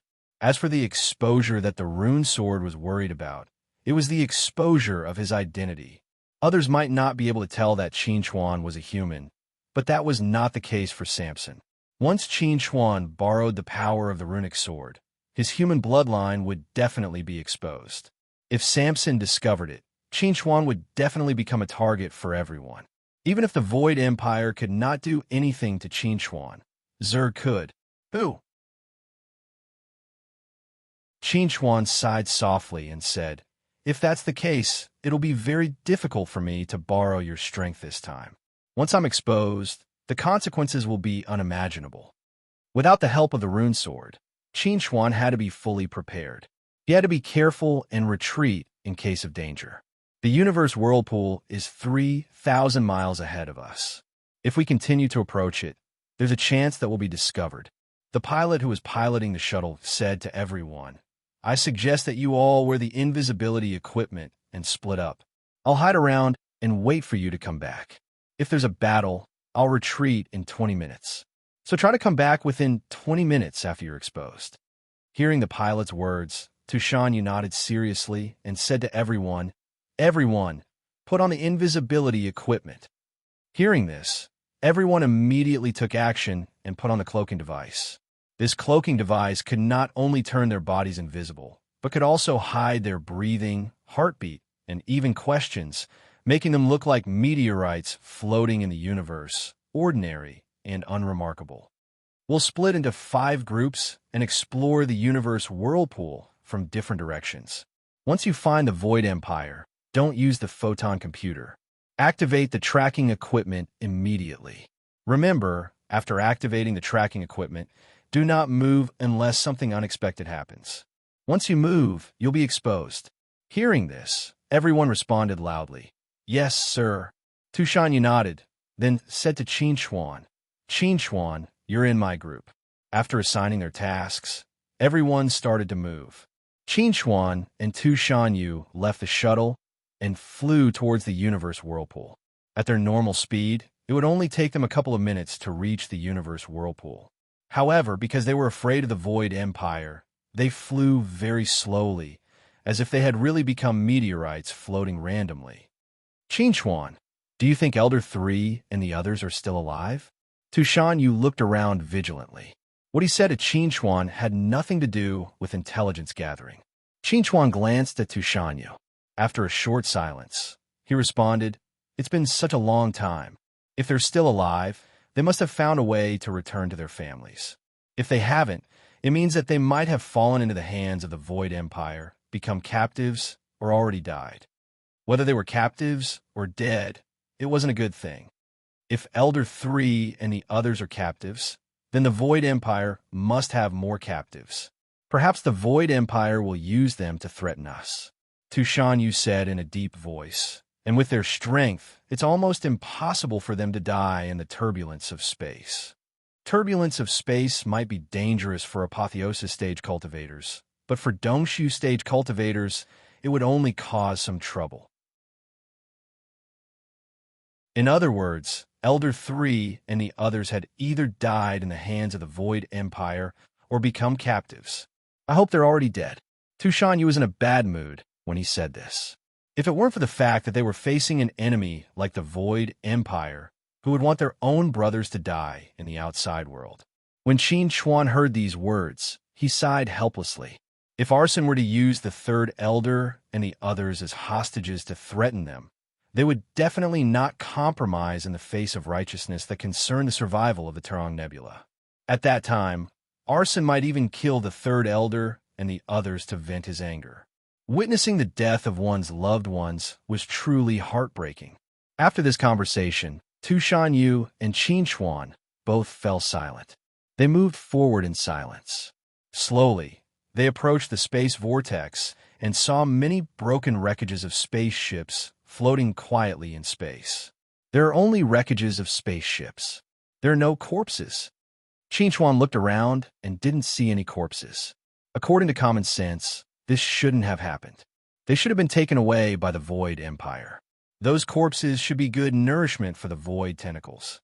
Tushan Yu said to Qin Chuan, "Although the Void tentacles can't absorb the power of the Void, they can absorb the power of flesh and blood."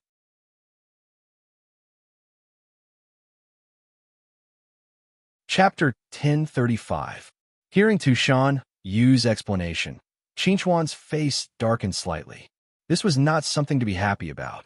Slowly, Qin Chuan and Tushan Yu approached the cosmic whirlpool.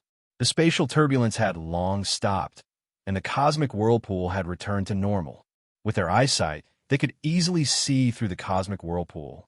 Just like the outside world, there were no corpses in the cosmic whirlpool. The Void Empire's gathering place is not here. Qin Chuan looked around, but he could not see any void creatures around the cosmic whirlpool. The Void Empire will not be stupid enough to wait for us in the same place.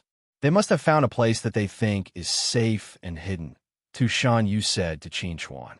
Let's expand the search area and go deeper. This cosmic whirlpool was at the edge of Tron Nebula. Further ahead was the unexplored dark universe. No one knew what dangers were hidden in the dark universe. Most importantly, because there was no signal source, all electronic communication devices could not be used in the dark universe. Once they went too deep, it was very likely that they would get lost. If the Void Empire set the location of the transmission channel in the dark universe, it would be troublesome. Because there were no void creatures around, everyone began to search around with ease. In the end, they found nothing. After a 10-hour search, everyone returned to the shuttle and gathered. Everyone's expression was somewhat complicated. It was hard to tell whether they were happy or disappointed. The Void Empire did not leave any traces around here. They must have retreated into the dark universe. Tushan Yu said with certainty because he could not think of a second possibility. If they wanted to explore the dark universe, even if it was just the surroundings, they would need a lot of manpower and material resources. It was impossible for the 10 of them to do it. It was like throwing a handful of sand into the sea. It would not cause any waves at all. After confirming that there were no problems with the returning members and that there was no disguise, Tushan Yu immediately ordered, "Let's go back and bring this news back." Just as Qin Chuan's group went to the cosmic whirlpool to collect information, the various forces were not idle. They were all speculating about what Qin Chuan's group would gain from this trip and whether they could return. If Qinchuan's group could not return on time, then they would have to consider the issue of retreat. Facing the fear of the unknown, everyone was instinctively afraid. All representatives gather in the conference room immediately. When the assembly order came from the broadcast, everyone's expression changed slightly. Calculating the time, Qinchuan's group should be back. When the representatives of the various forces arrived in the conference room, one after another, they saw Qinchuan's group of 10. When they saw that Qinchuan's group was not missing, they all sighed in relief. They were not worried about the safety of Qinchuan's group, but that they could return safely, which meant that they did not encounter any danger. In that case, they were safe. When all the representatives of the various forces arrived in the conference room, Hai Junlong looked around and said loudly, "First of all, I think we should warmly welcome the safe return of our friends from the Tushan family." Hearing Hai Junling's words, everyone applauded very cooperatively. After all, she risked her life to collect information without any information. She deserved some applause and encouragement. On the other hand, Qinchuan's group was very calm. They did not feel happy because of the applause. This time, they could return safely only because they were lucky. Besides, they did not collect information to win these people's applause. When the applause stopped, Hai Junlong looked at Tu Shanyu and said, "Seventh Elder, please tell everyone about the information you collected." Hearing this, the others immediately pricked up their ears. They all wanted to know what kind of information Tushan family had gathered during this trip. Tu Shanyu's face was serious as he said to everyone, "First, the cosmic whirlpool is safe for now. We did not find any trace of the Void Empire. Second, there are no corpses near the cosmic whirlpool. We suspect that the Void Empire took them as supplies for the Void Tentacles. Third, we suspect that the Void Empire entered the Dark Universe." As soon as Tu Shanyu's voice faded, a heated discussion broke out in the conference room. Seeing Qinchuan's group of 10 return safely, everyone had guessed that there would not be too much danger near the cosmic whirlpool. However, they did not expect that Qinchuan's group did not even see a trace of the Void Empire. Hearing this, Hai Junlong frowned slightly and analyzed. There are no traces of the Void Empire around the cosmic whirlpool, and the Dark Universe is not far from the cosmic whirlpool. The Void Empire suffered heavy losses due to the spatial turbulence. In order to avoid our follow-up attacks, they hid in the Dark Universe. This is understandable. Hearing Hai Junling's analysis, everyone nodded in agreement. Although the Void Empire had hundreds of thousands of void creatures in the ruins, not many of these void creatures could survive after experiencing the spatial turbulence. However, they were different. They had the entire Tron Nebula behind them. Even if they suffered some losses in the spatial turbulence, they could quickly gather a force again. Under such circumstances, the Void Empire would be no match for them. This was also why they had the courage to gather their troops. As long as the commander of the Void Empire was not a fool, he would definitely not continue to stay near the cosmic whirlpool and wait for them to come knocking on his door. Since they have already retreated into the Dark Universe, can we go back? That's the Dark Universe. We are not a professional exploration team. Entering it will be very dangerous. Just because the Void Empire retreated into the Dark Universe doesn't mean that they won't come out for the rest of their lives. We should take advantage of their weakened strength to completely defeat them, instead of waiting for them to establish a transmission channel to invade us. But how are we going to enter the Dark Universe? Who knows if the Void Empire has gone deep into the Dark Universe? In the face of everyone's quarrel, Hai Junlong could not help but glare at them. What everyone said was very reasonable. The Dark Universe was not any other place. It was full of danger everywhere. Rashly entering the unexplored Dark Universe was a very dangerous thing. Perhaps they would have suffered heavy losses before they could find the Void Empire. Quiet. At this moment, someone suddenly roared, causing the noisy conference room to instantly quiet down. Everyone subconsciously looked at the person who roared. It was Qin Xuan, who was sitting beside Tu Shanyu.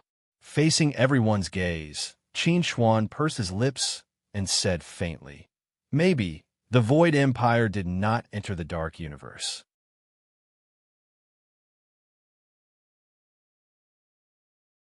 Chapter 1036.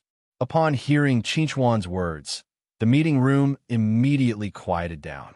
Everyone turned to look at Qinchuan, their eyes filled with doubt and confusion. Hai Junlan looked at Qinchuan and asked in surprise, "Why do you say that? What did you discover?" "It's not a discovery, it's an inference." Qinchuan looked at Hai Junlan and said indifferently, "I just think that the Void Empire shouldn't be so afraid of us and want to hide from us by retreating into the Dark Universe. Since we know how dangerous the Dark Universe is, how can the people of the Void Empire not know? If they just stay at the edge of the Dark Universe, then it doesn't make any difference whether they retreat into the Dark Universe or not." Upon hearing Qinchuan's analysis, Hai Junlan pondered for a moment and then asked, "So, where do you think they went?" Now, there were only two ways for the Void Empire to go. They could either enter the Dark Universe or stay outside. They didn't find any traces of the Void Empire near the cosmic vortex. If the Void Empire didn't retreat into the Dark Universe, then where did they go? Everyone looked at Qinchuan, waiting for Qinchuan to give a reasonable explanation. Facing everyone's gaze, Qinchuan fell silent because this was just a guess. He didn't have a definite answer. "Don't look at me, everyone. As I said, this is just a guess. We must explore the Dark Universe, but we don't need to go deep. We should think about it now. If the Void Empire didn't retreat into the Dark Universe and didn't stay near the cosmic vortex, then where did they go? Where can they go?" Qinchuan looked at everyone and said in a deep voice, "This requires everyone to brainstorm. I can't just rely on myself." Qinchuan wasn't a god and didn't have the ability to pinch his fingers. He could only think of this because he was making a bold assumption and carefully seeking confirmation. Everyone fell into deep thought when they heard Qinchuan's words. If there was a third place for the Void Empire to go besides the Dark Universe and the cosmic vortex, then where was it? No. If the Void Empire made a move and left here, there's no reason why we can't detect it. In my opinion, the Void Empire has entered the Dark Universe. No matter where they go, they'll be besieged by us. They can't escape. Although the Void Empire will be wary of us, they definitely won't be scared away. If they didn't enter the Dark Universe, could they have disappeared into thin air? At this moment, everyone's discussion. There was no third place, and they must have entered the Dark Universe. They must have entered the Dark Universe. Then, at the people. "I know." Qinchuan looked at everyone with a burning gaze. "I know where the Void Empire is." In the Dark Universe, a fleet of over 100 spaceships was slowly moving forward. They were the army of all the forces in Tron Nebula.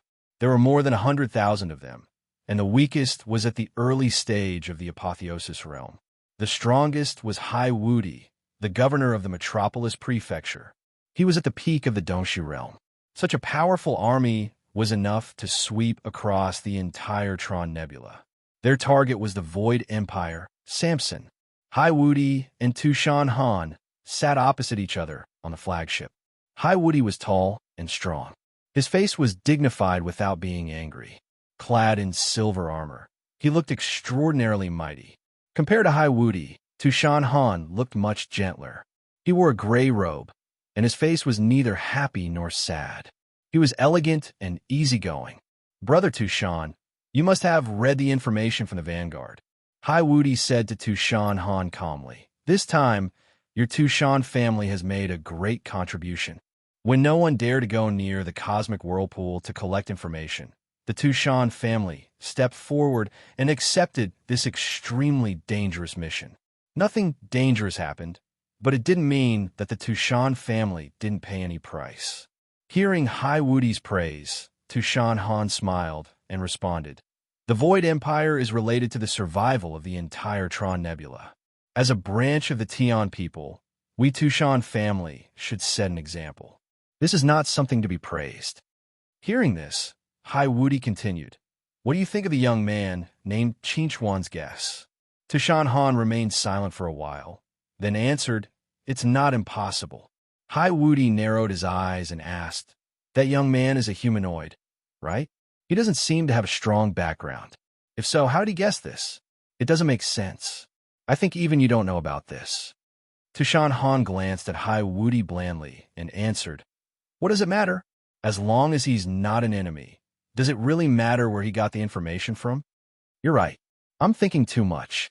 Hai Wudi smiled and said, "In this case, let's speed up and join the vanguard. Then, we'll start the final battle against the Void Empire." In Tron City, Tushan Manor, Tushan family people, who were relatively weak and hadn't joined the battle yet, gathered on the square. They looked at the dark clouds in the sky in surprise, wondering who was the one who was going through the trial at the moment. "Nana, who's going through the trial?" Tushan Chi stood beside Tushan Nana and asked in surprise, "It's so powerful. Is someone going through the Dongshu Thunder Tribulation?" Tushan Nana shook her head and said to Tushan Chi, "I don't know who's going through the trial either, but we can ask around. There shouldn't be many peak-level semi-god realm cultivators left in the family." This time, in order to defeat the Void Empire, the Tushan family had done everything they could. 5,000 people above the level of semi-god realm were mobilized, and all of them were above the level of semi-god realm. By now, there were no more than 100 semi-god realm cultivators left in the family. As long as they eliminated those below the level of semi-god realm, they could easily find out who was going through the trial. At this moment, Elder Tushan Xiao suddenly showed up in the sky. She looked at the trial in the sky and said in a deep voice, "Such a powerful trial. Is it the Xiantian 9 Layers Tribulation? Who among the remaining members of the family is so talented?" While Tushan Xiao was thinking about this, a figure suddenly showed up beside her and said blandly, "She's not from your family." Tushan Xiao turned to the yellow-dressed woman beside her. She recognized her. She was Qin Chuan's companion, and her name was Lin. "Who is she?" Tushan Xiao was curious. Lin pursed her lips and answered, "She's Lu Zi, the Duke of Rose City."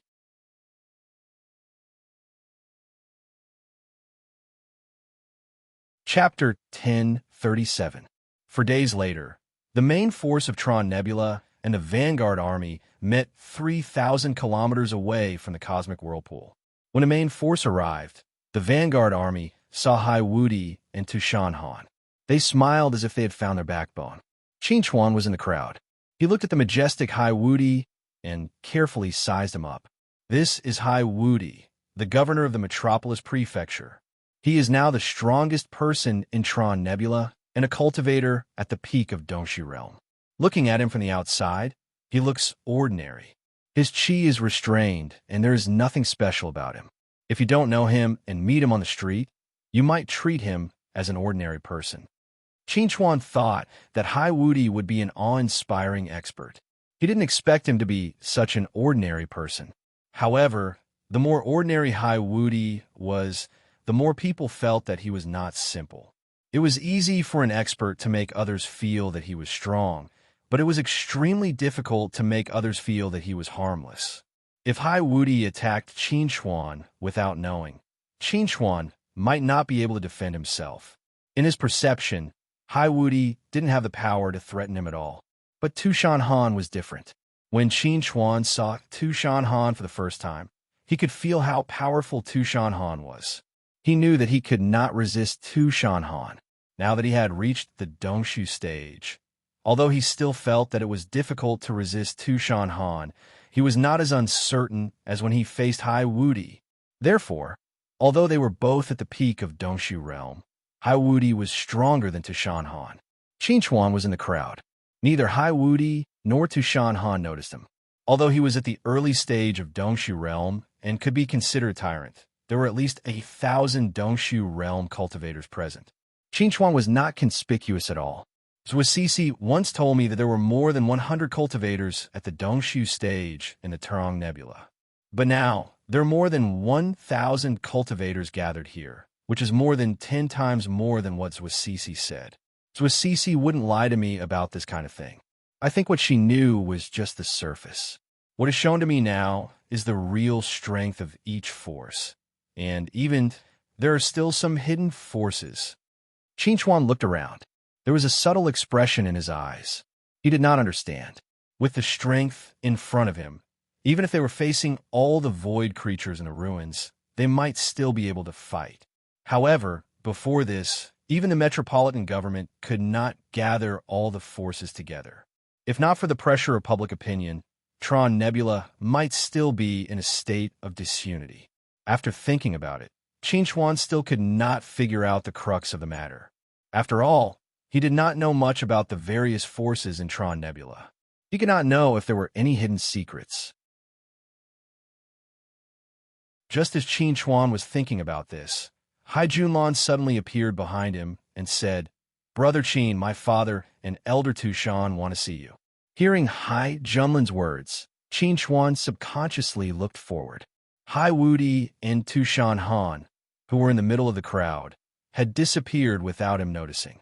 He turned back to look at Hai Junlan and nodded gently. "Brother Hai, please lead the way." In the meeting room of the main ship, Qin Chuan saw Hai Wudi and Tushan Han. Other than these two, 7th Elder Tushan, Yu was also there. Seeing Qin Chuan, Tushan Han smiled and said to Hai Wudi, "This young man is Qin Chuan, our Tushan clan's new consecrator. He is extremely talented. Not only did he reach the Dongshu realm at such a young age, he is also a level 5 talisman array master." Hearing Tushan Han's words, Hai Wudi looked Qin Chuan up and down, then smiled faintly and said, "Not bad." Although Tushan Han used many words to introduce Qin Chuan, Hai Wudi's evaluation of Qin Chuan was only 2 words. Obviously, Hai Wudi did not take Qin Chuan seriously. After all, Qin Chuan was only at the early Dongshu realm. No matter how talented he was, he did not need to be taken seriously by Hai Wudi. "I am Qin Chuan. Greetings, seniors." Qin Chuan calmly cupped his hands to Hai Wudi and Tushan Han, then stood aside quietly, waiting for questions. Looking at Qin Chuan, who was neither humble nor arrogant, Hai Wudi asked, "Young man, tell us in detail what you and Elder 7 found near the universe swirl. Do not leave out anything." Hearing Hai Wudi, Qin Chuan organized his words, then told Hai Wudi about the information he and Tushan Yu collected near the universe swirl. He told the story in a straightforward way, without any personal opinions. While Qin Chuan was telling the story, Hai Wudi and Tushan Han both remained silent. They did not interrupt Qin Chuan. When Qin Chuan finished, they were still thinking. The meeting room was silent for about 5 minutes. Then, Tushan Han turned to Hai Wudi and asked, "Brother Hai, did you find anything?" Hai Wudi shook his head and replied, "Qin Chuan's account is almost the same as 7th Elder's. I didn't find anything suspicious in it." Hearing Hai Wudi's answer, Tushan Han narrowed his eyes and asked, "Brother Hai, in your opinion, where did the Void Empire go?" Hai Wudi didn't answer Tushan Han's question. Instead, he turned to Qin Chuan and asked, "How sure are you about the thing you mentioned earlier?" Qin Chuan pondered for a while, then answered, 30%. Hearing Qin Chuan's answer, Hai Wudi frowned slightly and asked, "Only 30%? Qin Chuan nodded and said, "It's just a guess, a test.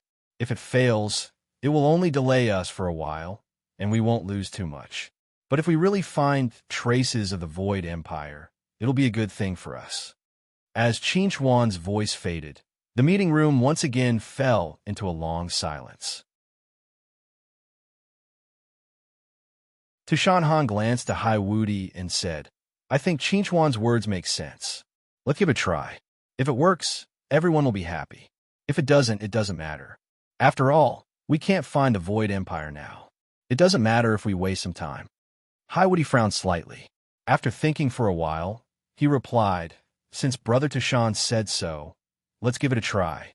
While speaking, Hai Wudi looked at Qin Chuan and said seriously, "This matter is related to the survival of Tron Nebula. We can't be careless. I can make the decision. If you can really find the Void Empire, you'll get the first prize." Qin Chuan didn't care about the first prize, but since Hai Wudi said so, it would be ungrateful of him to refuse. So, he simply said, "Thank you in advance."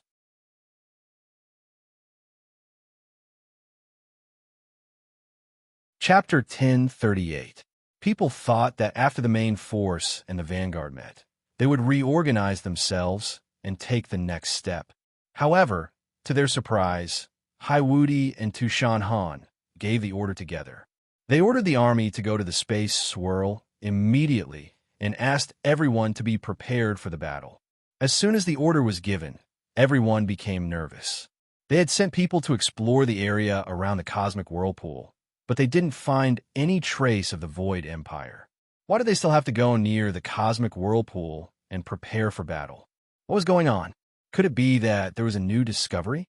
However, most of these people were from the main force, because people in the vanguard all knew that Qin Xuan, a consecrator of the Tushan family, had a bold guess.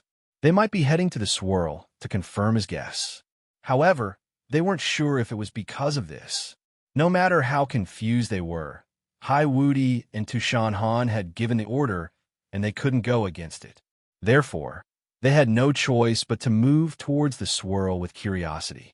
When the fleet slowly stopped less than 100 miles away from the cosmic whirlpool, everyone could clearly see the huge cosmic whirlpool in front of them. They could see everything around them clearly. Just as the intelligence said, there was no trace of the Void Empire around the cosmic whirlpool. At the same time, all the corpses had disappeared. No one knew when Hai Wudi and Tushan Han showed up in the air, vigilantly looking around. They couldn't find anything special about this space at all. I've checked. Nothing is wrong. Now, I suddenly wonder if Qin Xuan is telling the truth. Tushan Han slightly frowned. But this place is so quiet that it's weird. I've never dealt with the Void Empire, but I've heard a lot about the Void Empire, said Hai Wudi coldly. People from the Void Empire are always arrogant and self-opinionated. They don't take us seriously at all. It's highly unlikely that they would hide in the Black Rain because they are afraid of our counterattack. Indeed, that's not their style. In this case, let's let Qin Xuan start. Tushan Han didn't waste time. The sooner we know the result, the sooner we can discuss the next plan. Qin Xuan, are you ready? Hai Junlan looked at Qin Xuan with a subtle look in her eyes. I don't know if I hope your guess is right or wrong. If Qin Xuan was wrong, they would have wasted some time at most. However, if Qin Xuan was right, they would immediately face the Void Empire. A war would break out at any moment. This was not a good thing. When Qin Xuan heard this, he smiled faintly and said to Hai Junlan, "Is the person I want ready?" "Yes, everything has been prepared according to your request." Hai Junlan nodded and said, 100 level 5 talisman formation masters, not a single one less. Qin Xuan stood up and walked outside. When he passed by Hai Junlan, he said in a low voice, "Get ready for the battle. Now is not the time for you to be nervous." Hearing Qin Xuan's words, Hai Junlan's pupils suddenly shrank. She quickly turned around and looked at Qin Xuan's back. She opened her mouth and wanted to say something, but Qin Xuan had no intention of stopping. He directly left the starship and slowly flew toward Hai Wudi and Tushan Han. At this time, there were already 100 level 5 talisman formation masters standing around Hai Wudi and Tushan Han. They looked at Qin Xuan, who was slowly flying towards them, their eyes filled with confusion. They had no idea why they were called here and what they were supposed to do. Tushan Han looked at Qin Xuan, who had already arrived in front of him, and asked with a slightly serious face, "Qin Xuan, now that we have fulfilled your request, is there anything else you need?" Qin Xuan glanced at the 100 level 5 talisman formation masters standing at the side, and then he puckered his lips and said, "So long as all 100 of them obey my orders, then there won't be any other problems." Hearing Qin Xuan's words, everyone was slightly stunned. They thought that Hai Wudi and Tushan Han had called them here for something, but they didn't expect it to be Qin Xuan. Hearing Qin Xuan's words, Hai Wudi turned his head and looked at the 100 level 5 talisman formation masters. He said blandly, "You heard that, right? Later, you will follow Qin Xuan's orders. Remember, do not overtly obey." Hearing Hai Wudi's warning, everyone immediately responded respectfully, "Yes, sir." Although they still didn't know why Qin Xuan asked Hai Wudi and Tushan Han to call them here. Since Hai Wudi had given the order, they naturally didn't dare to disobey. Qin Chuan slowly came in front of the 100 Talisman Formation Masters and said to them, "Since you can become level 5 Talisman Formation Masters, your spiritual power must be in a liquid state. What I need you to do is very simple. No matter how high or low your spiritual power is, I only need you to release the spiritual power of the early stage of the liquid state. I need you to maintain your spiritual power at the same level." Hearing Qin Chuan's words, the 100 Talisman Formation Masters didn't understand why Qin Chuan asked them to do this, but they still did it. Soon, the 100 Talisman Formation Masters released their spiritual power and gathered it together, forming an extremely powerful spiritual power. That friend, your spiritual power, needs to be a little bit weaker, just a little bit. This friend over here, your spiritual power, needs to be a little bit stronger. Yes, very good, that's it. Under Qin Chuan's adjustment, the spiritual power of the 100 Talisman Formation Masters was soon maintained at the same level. If you close your eyes to perceive it, you would almost think that these 100 people were one person, and this was the effect that Qin Chuan wanted.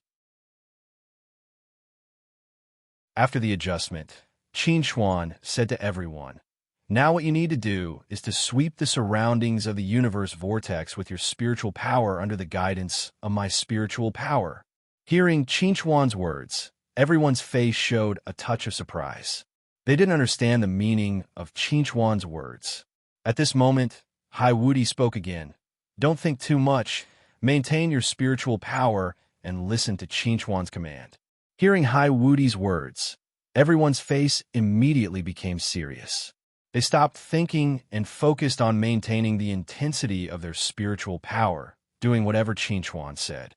At this moment, Qin Chuan and the others' spiritual power was like the combination of the front and the carriage, and the universe vortex was the track. What they needed to do now was to run along the track. As for why they needed to do this, probably only Qin Chuan knew. Hai Wudi watched Qin Chuan lead the crowd forward, frowned slightly, and said, "It looks like a child's play. I've never heard of such a thing." Tu Shanhan chuckled. "No matter what he's doing, we just need to watch."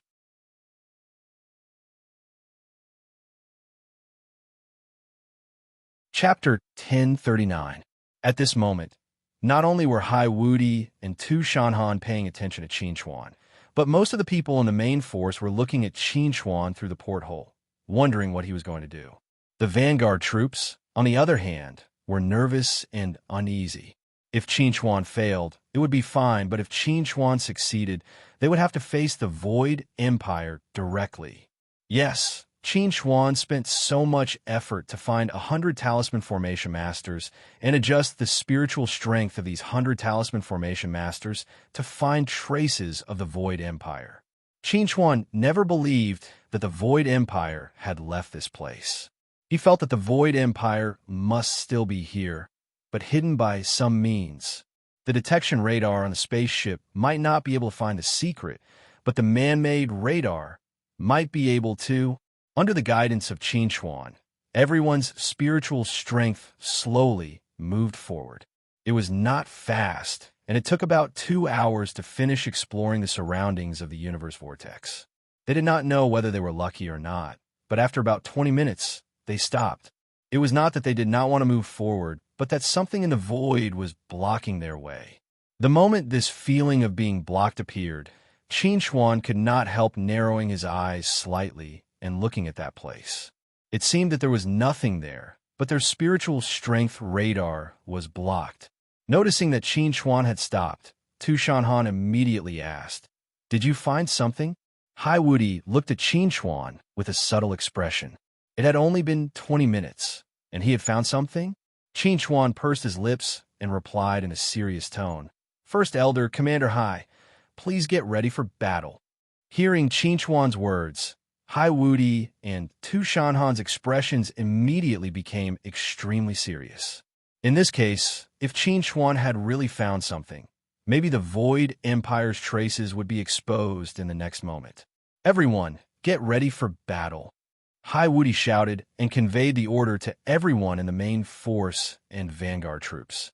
Hearing Hai Wudi's order, everyone could not help but feel nervous. Was the battle about to begin?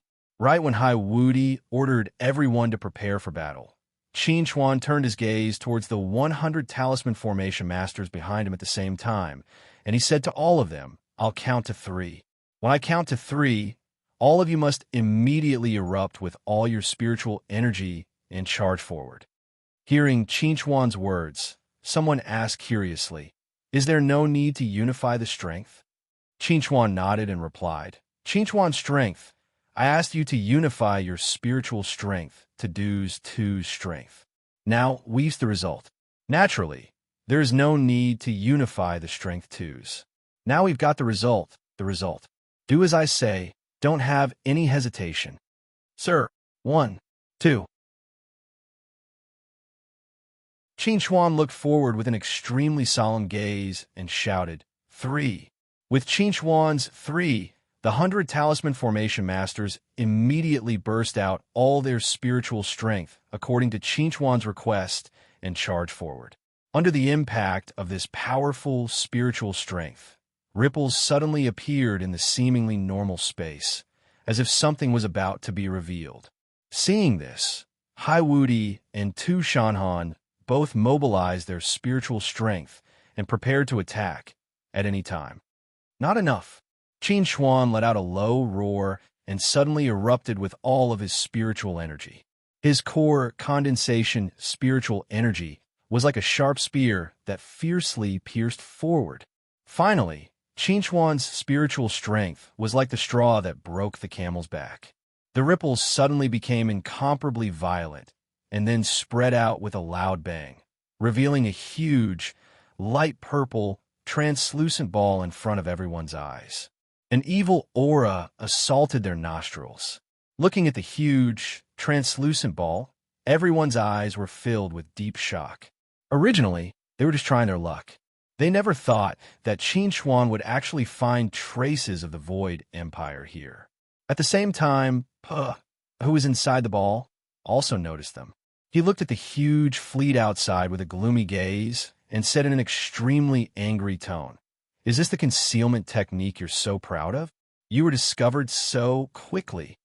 Faced with Poe's suppressed anger, the black-robed man's mood was extremely bad. He never thought that there would be someone in Tron Nebula who could see through their concealment technique. "This is an accident," the black-robed man replied in a hoarse voice.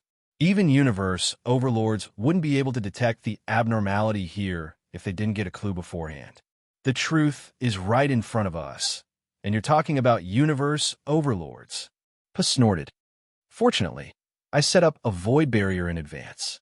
Otherwise, my good deed would have been ruined by you." Faced with Poe's bad attitude, the black-robed man was dissatisfied, but he didn't dare express it. After all, they had previously promised that no one in Tron Nebula would be able to see through their concealment technique. Now that they had been slapped in the face, he knew that he was in the wrong, so he could only suppress his anger. Damn it, who did this? The black-robed man's gaze swept across the front and finally locked on a Hai Wudi and Tu Shanhan. In his opinion, only these two people had the ability to see through their concealment technique. While the black-robed man and Po were talking, Hai Wudi and Tu Shanhan were silently observing the translucent ball in front of them. They could clearly see the existence of Po and the black-robed man, but their focus was not on the black-robed man and Po. Instead, it was on the void tentacle. To be precise, it was on the teleportation channel above the void tentacle's head. "It seems that only a small part of the teleportation channel has been completed," said Tu Shanhan. "There's still a long way to go before it's fully completed." After confirming that the teleportation channel to the Void Empire hadn't been completed, Tu Shanhan couldn't help but let out a long sigh of relief. As long as the teleportation channel hadn't been completed, they could temporarily rest assured. "If I'm not mistaken, this should be a void barrier," said Hai Wudi in a low voice. "With our power, I don't think we'll be able to break this void barrier. It's okay.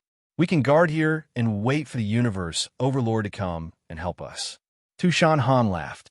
"Anyway, there's still a long way to go before the teleportation channel is completed. We don't have to rush." Hai Wudi heard him and nodded. "You're right. What we need to do now is to surround them and wait for help to come.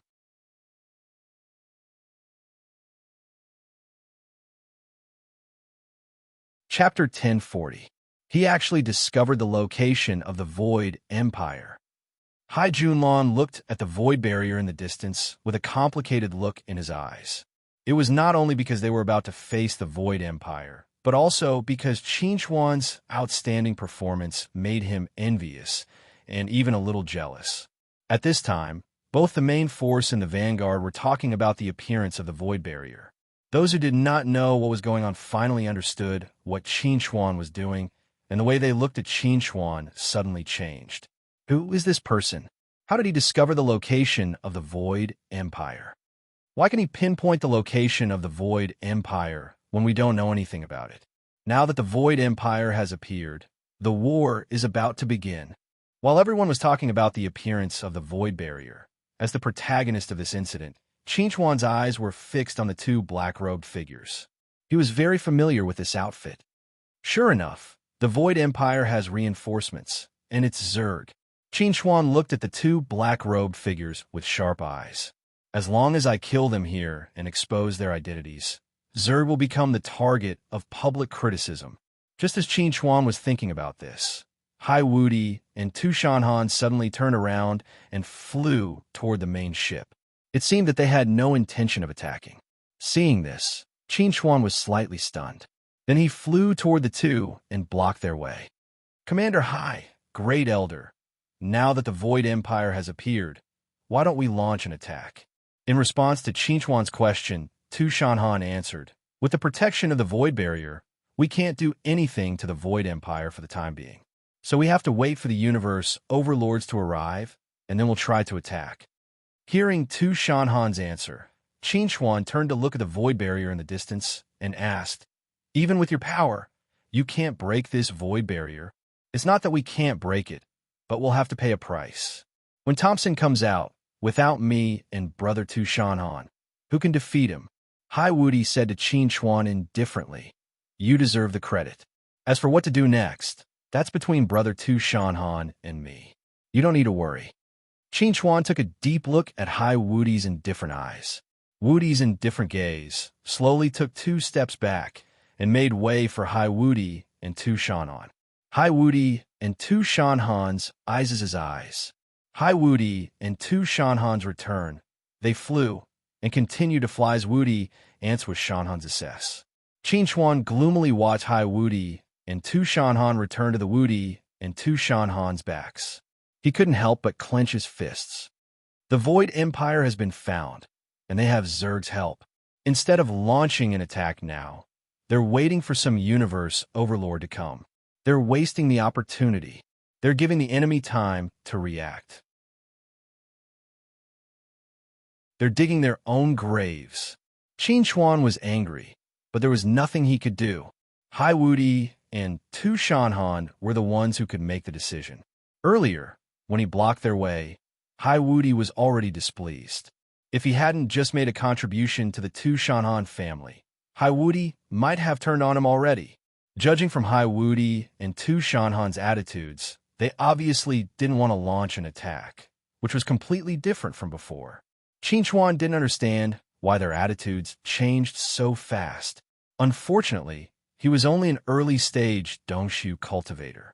He didn't have any status that could be used in public. Otherwise, he would have asked them clearly. While Qin Chuan was thinking about this, Hai Junlon appeared beside Qin Chuan. She said to Qin Chuan, how did you find the Void Empire? Qin Chuan looked up at Hai Junlon and answered, my spirit power is strong. I could find some abnormalities.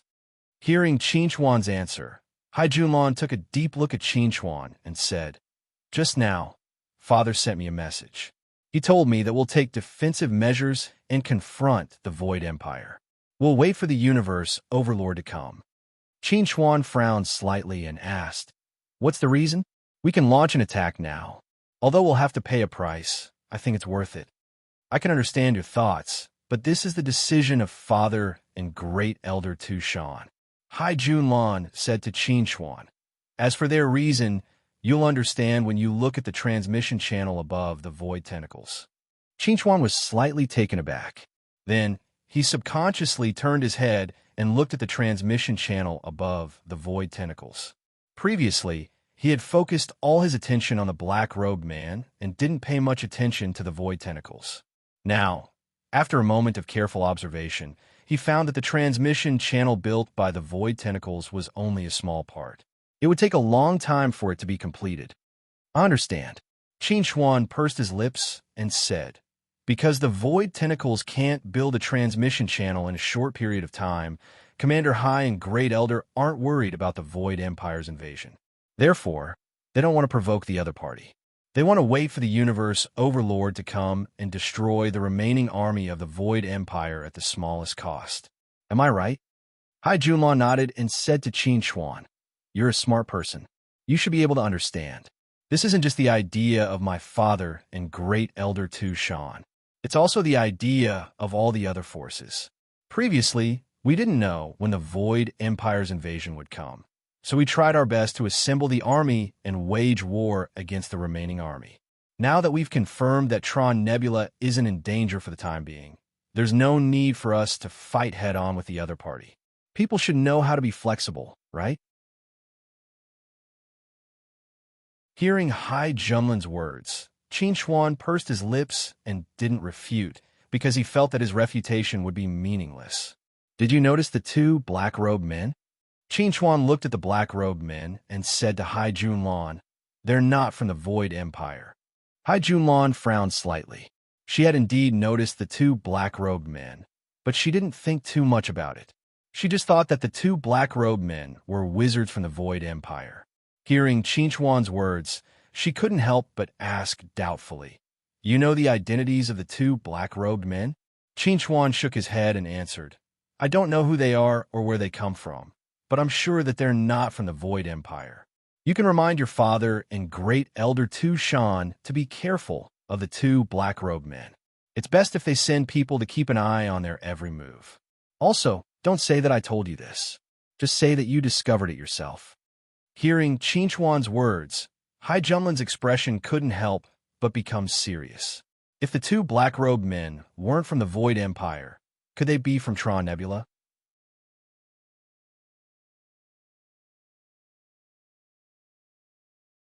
Chapter 1041. Inside the Void Barrier, Thompson and the two black-robed men were carefully observing the movements of the Tron Nebula fleet. When they saw that the fleet had retreated and had no intention of launching an attack, they could not help but reveal a subtle expression on their faces. They don't seem to want to attack. What does that mean? They spent so much effort to find us, and then they're just going to watch us? The black-robed man frowned. He couldn't understand Tu Shan Han and Hai Wu Di. If they didn't want to attack, why did they break their concealment technique? The black-robed man couldn't understand Tu Shan Han and Hai Wu Di's actions, but had a guess. He said calmly, the space barrier I set up has an extremely strong defensive ability. Tu Shan Han and Hai Wu Di are only at the pinnacle of Dongxi realm. Even if they work together, they might not be able to break it. Even if they're lucky enough to break it, they'll consume a lot of energy, and then I'll be able to defeat them easily. If they don't want to die, they won't attack so easily. What you said makes sense, but that's not the key. I think the key is this. The black-robed man turned around and looked at the portal above the void tentacles. In the past 2 months, only a quarter of the portal had been built. There was still a long way to go. It would take at least half a year. If they could see this, so could Hai Wu Di and Tu Shan Han. Tron Nebula wouldn't be invaded by the Void Empire for the time being, so there was no need for Hai Wu Di and Tu Shan Han to risk their lives. Pa looked at the portal and said to the black-robed man, the portal will be built sooner or later.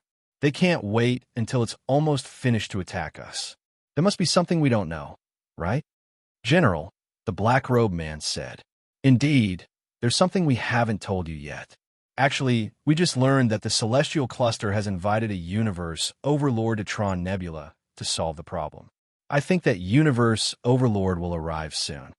The black-robed man said to Senior, maybe they're waiting for that Universe Overlord to arrive.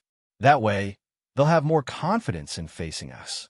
Pasin's expression changed when he heard the black-robed man's words. Why didn't you tell me such important news until now? I've already explained. We just received the news. The black-robed man took out his quantum computer and showed it to. The message was sent a minute ago. Our people are currently investigating the identity of this universe overlord. I believe we will have results soon. He frowned and said in a low voice, if there really is a universe overlord coming, won't we be in danger? If he was only facing Tron Nebula, he might not be afraid, even if there was another being at the pinnacle of Dongshi realm. However, it was different for a universe overlord. It would not be difficult for a being at this level to kill him. Don't worry, we won't let him come over. The black-robed man smiled. It's difficult for us to kill a universe overlord, but stopping him isn't a problem. He looked at the black-robed man meaningfully and asked, are you sure? We won't joke around with our lives. The black-robed man replied, please don't worry, General. Other than these people in front of us, we won't have any other opponents here. Pusan finally smiled after receiving the black-robed man's confirmation. He reached out a finger and tapped the black-robed man's shoulder as if he was patting him. You've done well, he said. When the army of the Empire arrives, I'll ask for a reward for you. The black-robed man smiled at Pusan's words. As long as the Empire doesn't forget the agreement with the Holy Clan. An hour later, Haiwudi and Tu Shanhan jointly issued the latest order. The fleet was divided into 4 parts, and they would monitor the remaining army of the Void Empire within the Void Barrier at different times. They would rotate every 3 days. Qin Chuan was deep in thought when he heard the order. He couldn't help but sigh. Once the order was issued, it meant that they wouldn't fight the remaining army of the Void Empire for a while. In other words, the remaining army of the Void Empire had a chance to breathe. If we don't attack now, it means that we'll have to wait until that Universe Overlord arrives, and that Universe Overlord will be here at least a month later. During this time, there are too many variables that can happen. The Void Empire must want to keep fighting with us. I really don't understand what Haiwudi and Tu Shanhan are thinking. They've lived for hundreds or thousands of years. Don't they have any foresight? The other forces have no objection to Haiwudi and Tu Shanhan's decision. This means that they don't want to fight and want to preserve their strength. Qin Chuan felt helpless. The more he thought about it, the more helpless he felt. He originally thought that Haiwudi was someone who was willing to sacrifice himself to protect Tron Nebula, but now it seemed that Haiwudi also valued interests. Before the remaining army of the Void Empire did not infringe on their interests, they would be happy to maintain the status quo. Now the only thing he could do was to wait and see. Half a month later, in Translang City, the calm and tranquil city of Trump suddenly changed color. The sky darkened in an instant, and a huge silver-white glyph array slowly emerged over the city of Trump, attracting everyone's attention. Just when everyone was surprised, a figure slowly walked out of the glyph array. It was a beautiful woman with a graceful figure and silver-white hair. Before everyone could see the beautiful woman's face clearly, her figure had already disappeared. Subsequently, the talisman array slowly dissipated, and the sky once again returned to its clear state, as if everything that had happened before was just an illusion. The great metropolis. Hai Sang was dealing with official business with his head down when he suddenly felt something. He looked up and saw the beautiful woman who had appeared out of nowhere. He was shocked and subconsciously wanted to attack the beautiful woman. However, before he could raise his hand, his body stiffened and he could not move. Don't get excited. I'm from the Celestial Cluster. I'm here for the Void Empire. Argentin looked at Hai Sang calmly and asked, where is Haiwudi?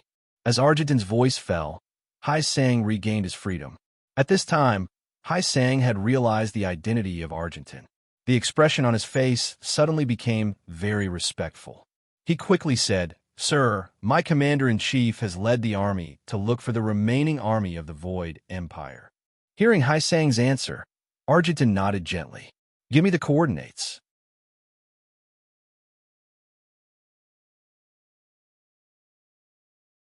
Chapter 1042. Hearing Argentin's words, Hai Sang didn't hesitate to tell Argentin the coordinates of the universe whirlpool. Argentin turned on his photon computer and entered the coordinates. He glanced at it and said, "I'll go to the coordinates immediately. Tell Invincible C that I'll be there in 10 days."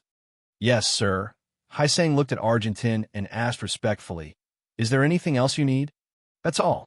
Before Een Su could finish her sentence, her figure had already disappeared in front of Haisang, leaving no trace behind. 10 minutes after Een Su left, Haisang let out a long sigh of relief and sat down on the chair. He was now extremely glad that he didn't make a move earlier. Otherwise, he wouldn't have been able to continue sitting here. Taking the initiative to attack a universe overlord was not a fun thing to do, even if it was an unintentional act. "I have to inform the commander-in-chief of this news as soon as possible so that he can prepare in advance." After Haisang calmed down, he immediately sent the news to Invincible C that the universe overlords had set off for the universe whirlpool. Invincible C, who was far away in the universe whirlpool, immediately called Haisang after receiving the news. When Haisang accepted the call, he asked excitedly, "Did you see that, Master?" Haisang immediately told Invincible C what had happened. After hearing Haisang's description, Invincible C replied, "That Master should be from the Silver Race. If I remember correctly, her title should be Silver King." Haisang had never heard of the Argent King. Hearing Invincible C's words, he could only remain silent and listen to Invincible C. "I know what happened. You have to maintain order in Terang City. Don't leave a bad impression on the Master." "I know. I'll keep an eye on things here." After the call, Invincible C looked to Tu Shanhan and said, "You heard the call. Do you have any ideas on how to deal with that, Master?" "As far as I know, the Silver Race does have a universe overlord," Tu Shanhan said. "It's the Silver King you mentioned earlier. That's all I know. I don't know anything else." From what Haisang said, that Master should have a good personality. Otherwise, Haisang would have attacked her subconsciously, and he wouldn't have just been immobilized. Invincible C touched his chin and whispered, "That Master will arrive in 10 days. Then we can get down to business." Tu Shanhan nodded and said, "With that Master there, Pu Sun won't be able to do anything. We can easily get rid of the Void Empire. I'll order everyone to be on high alert," Invincible C said to Tu Shanhan. "Invincible C and Invincible C will take turns to be on alert." Tu Shanhan nodded. "That's good." In the universe, a delicate silver shuttle was moving at an extremely fast speed, like a bolt of lightning. It was much faster than ordinary spaceships. Argentin was sitting cross-legged in the cockpit, cultivating. Suddenly, she sensed something. She slowly opened her eyes and looked forward. 1,000 miles away, a figure covered in a black robe stood there quietly, blocking the shuttle's path. Under Een Su's attentive gaze, the gray-robed man slowly raised his hand and lightly clenched his fist towards the flying shuttle from afar. Immediately, an enormous pressure was formed and instantly crushed the flying shuttle into a pile of scrap metal. Before that, Argentin, who had sensed the danger, had already left the shuttle and come to the outside world. "You broke my shuttle." Argentin looked at the man in the gray robe. "And I hate guys like you who don't dare to show your true face."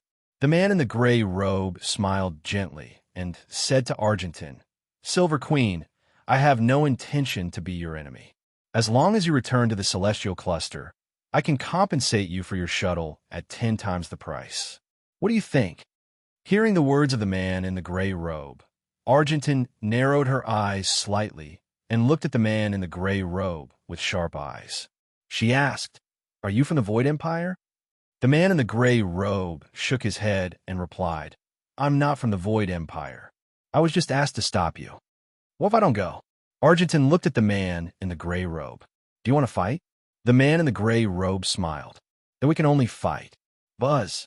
Following the words of the man in the gray robe, a silver light suddenly burst out of Argentin's body and dyed the space within 1,000 miles into a silver color. This was Argentin's force field, called the Silver World. In this force field, Argentin's combat power could increase by 10%. Don't underestimate this 10%. For universe overlords, even a 1% increase in power was a terrifying thing. Silver impact. Insu roared. She raised her hand and sent out a silver-white shockwave at the gray-robed man. This shockwave was soundless and did not even have any energy fluctuations. If one did not see it with their eyes, they would have overlooked its existence.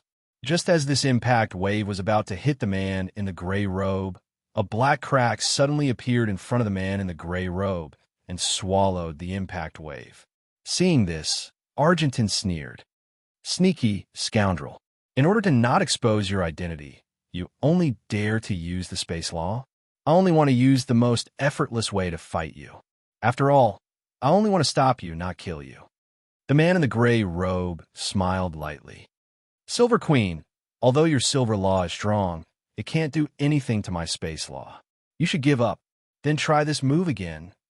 Insu's hands gathered in front of her, and a silver ball of light condensed between her palms. It emitted a shocking ripple of energy as it shot towards the gray-robed man like a cannonball.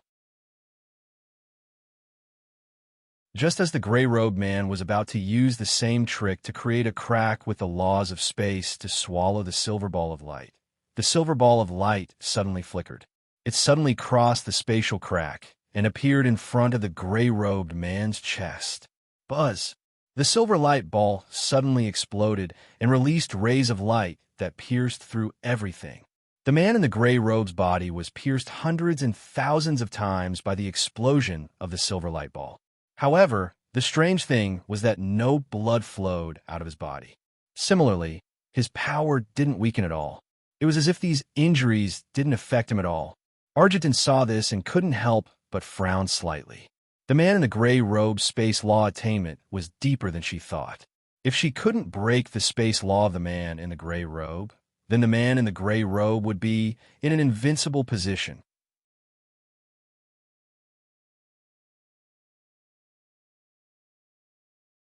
Chapter 1043. A spaceship passed by from thousands of miles away. It seemed to have noticed the battle between the gray-robed man and Argentin and deliberately approached. At this moment, a huge vortex suddenly appeared in front of the spaceship and swallowed the spaceship in an instant. I hate bystanders when I'm fighting, the gray-robed man said to Argentin calmly. You don't like to be watched like a monkey, do you?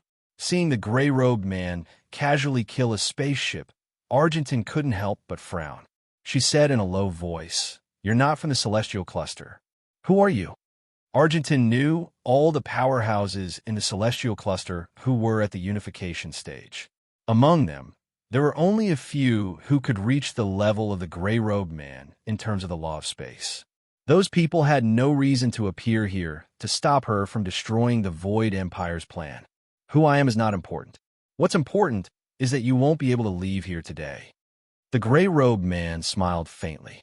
I think we should stop. Fighting is really boring. Argentin didn't respond to the gray-robed man's words. She used her actions to answer him. Clusters of silver-white light burst out from Argentin's body. Her figure flashed and appeared behind the gray-robed man in an instant. She raised her hand and punched out. The space suddenly collapsed and turned into a dark cave. You won't use the law of space to restrain me. It's a good idea. Unfortunately, it doesn't seem to work. The gray-robed man chuckled. The dark cave was almost instantly closed, and the collapsed space was restored to its original state. Argentin playing with the law of space in front of the gray-robed man was like showing off in front of an expert. She was overestimating herself. Facing the gray-robed man's ridicule, Argentin was unmoved. She quickly punched out, and a powerful force came out of her body and rushed toward the gray-robed man. The gray-robed man didn't dodge and let this force penetrate his body. In the face of the law of space, no physical injury could threaten him. Bang, bang, bang. Argentin threw out a series of punches, her movements so fast that her figure became blurry and difficult to catch with the naked eye. In just a few breaths of time, she had already thrown over 100 punches at the gray-robed man. The strength of each punch was enough to destroy a planet, but she was unable to cause any damage to the gray-robed man. Why waste your energy? The gray-robed man said helplessly, You can't beat me. Perhaps the gray-robed man's offense wasn't as strong as Argentin's, But as long as his space law wasn't restrained, then no one could defeat him, unless the opponent was far stronger than him. However, Argentin obviously wasn't in this category. Whoosh! Argentin punched out, and his entire body passed through the gray-robed man's body as if he was passing through a shadow. There was no feeling at all. Damn it! Argentin was furious. This was the first time she had faced such a disgusting opponent since she had reached the form synthesis stage. The angrier Argentin was, the happier the gray-robed man was. Because Argentin couldn't do anything to him, he could easily complete his task, which was a good thing for him. While Argentin and the gray-robed man were fighting, Arsene, who was far away in the cosmic vortex, was also planning a war against the Tron Nebula Alliance fleet. News has been sent back from the front. Our people have already taken action. The Argent King has been stopped. She won't be able to come here for at least 15 days. The black-robed man with a hoarse voice said to Arsene, "If you want to attack these guys now, there's no problem at all." Hearing the black-robed man's words, Arsene grinned. "I've long found these guys an eyesore. I'm going to kill them." The black-robed man glanced at the void tentacles and said to Arsene, "There's no time to lose. We'll take action immediately. The three of us will take care of the void tentacles. Hai Wudi and Tushan Han will be left to you, and the rest will be left to the two of us." Arsene nodded, licked the corner of his mouth with his deep purple tongue, and said, "Then let the slaughter begin." Qin Chuan stood by the porthole and looked at the void barrier in the distance. There was a hint of worry in his eyes. 3 days ago, he had already heard the news that a universe overlord was about to arrive. While everyone else was excited, he was worried. If the Void Empire and Zerg really had a backup plan, it was about time to show it. Otherwise, when the universe overlord arrived, it would be too late for them to do anything. "What are they?" Before Qin Chuan could finish his sentence, he stopped. His eyes were filled with shock as he looked in front of him. The indestructible void barrier had suddenly flickered, and he seemed to have seen someone come out from it. Just as Qin Chuan was thinking about this, a deep purple light swept over. Enemy attack. Before Qin Chuan could finish his sentence, the purple light had already hit the starship at the front and turned it into nothing in an instant. Just a casual attack had killed thousands of people on the spot. "Invincible Hai Tushan Han, come and die." Arsene's arrogant roar reverberated through the universe, evoking fear in everyone's hearts. Arrogant. Invincible Hai suddenly appeared in front of Arsene. His face was pale, and his eyes were cold as ice. They hadn't taken the initiative to cause trouble for Arsene, but Arsene had taken the initiative to come and cause trouble for them. Tushan Han looked at Arsene gloomily and said to Invincible Hai, "Let's work together." As he spoke, Tushan Han took out a golden incense burner and threw it at Arsene. The incense burner spun in the air and suddenly became as large as a mountain, pressing down on Arsene. At the same time, smoke rose from the incense burner and turned into chains that wrapped around Arsene's arms and legs. Kill. Invincible Hai held a black gold long blade and slashed at Arsene. It was as if he was going to split the sky and the earth. Looks impressive, but not impressive. Arsene sneered disdainfully. He opened his mouth and spat out a purple ball of light, which turned into a shield in front of him. The blade energy did not cause any damage to the shield. Taking advantage of this opportunity, Poe's entire body trembled as he shattered the chains around his hands and feet. He then raised his hand and punched the incense burner above his head. With a loud duong, the incense burner was sent flying. Just as Arsene sent the incense burner flying, Invincible Hai's figure appeared behind Arsene and slashed out again. This time, the power of this slash was 10 times more tyrannical than the previous one. Saber intent surged, and killing intent was awe-inspiring. Void! Facing Invincible Hai's sneak attack, Arsene turned around and roared. He raised his hand and slashed in front of him. A purple crack appeared in the air and swallowed the powerful blade energy. Seeing this, Invincible Hai and Tushan Han's expressions changed slightly. Such a perfect combination could not do anything to Arsene. Arsene's strength was far beyond their expectations.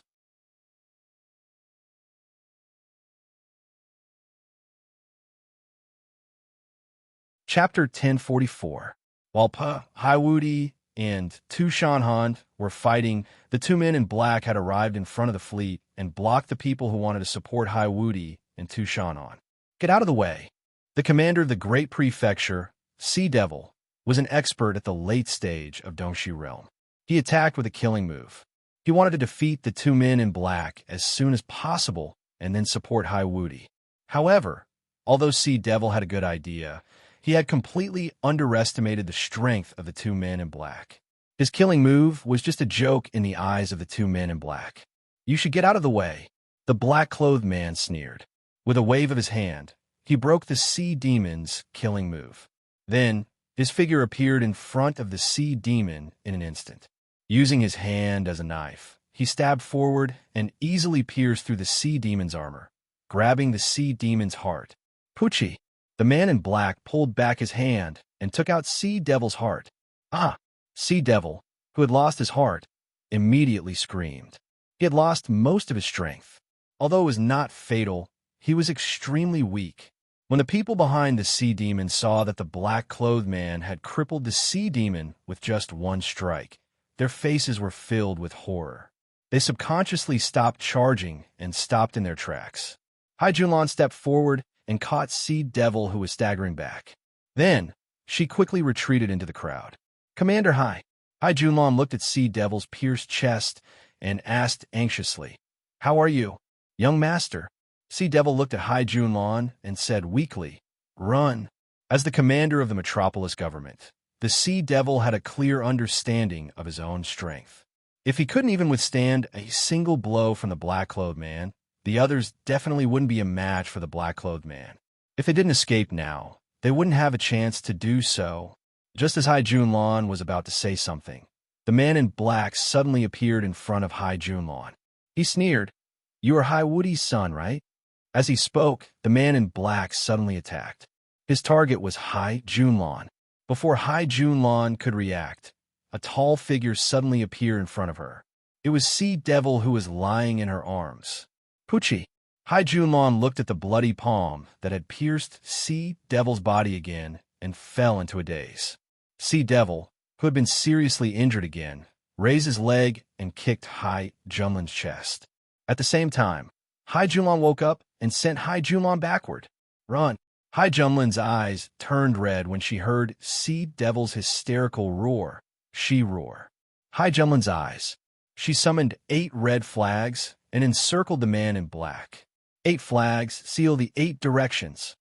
Under Hai Junlan's, Hai Junlan's. At this moment, both were where both were, and Sea Devil were, and Hai were both into the two in a completely still. Both were, and Sea Devil were both to the completely. Were to, they were to of, and Sea were completely. And they were completely. The reason why Hai Junlan did this was not only to restrict the black-clothed men, but also to preserve a sliver of hope for the sea demons to survive. Now, as long as I put the heart back and give Commander Hai a healing medicine, there's a high chance that I can save Commander Hai.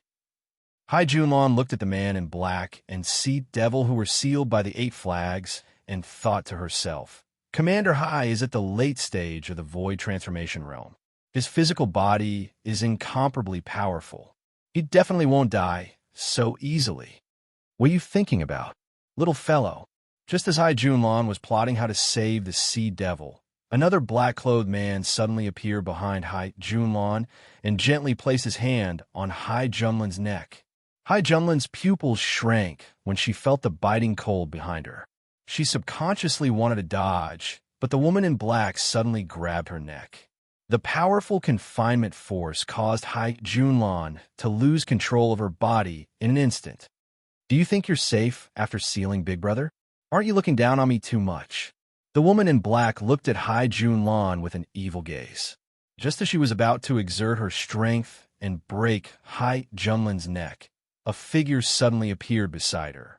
A whip leg ruthlessly swept across the side of her waist, and a force that was enough to shatter mountains and rivers erupted in an instant, repelling the woman in black.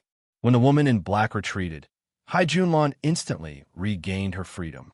She looked gratefully at the person who saved her in time and said sincerely, "Thank you, Qin Chuan." Qin Chuan looked warily at the woman in black who was pushed back. He said to Hai Junlan, "Now's not the time to talk about this. Control the other man in black well. Leave this woman to me." Hearing Qin Chuan's words, Hai Junlan couldn't help but frown. She asked, "Are you confident?" Hai Junlan had personally experienced the strength of this woman in black. She was at the peak of the insightful emptiness realm. Furthermore, her attainments in the law of space were extremely deep. Qin Chuan was only at the early insightful emptiness realm. The gap between them was too big. Qin Chuan pursed his lips and replied, "I didn't want to stand out at first, but look around. Who else can stand out besides me?" Hearing Qin Chuan's words, Hai Junlan turned her attention to her surroundings.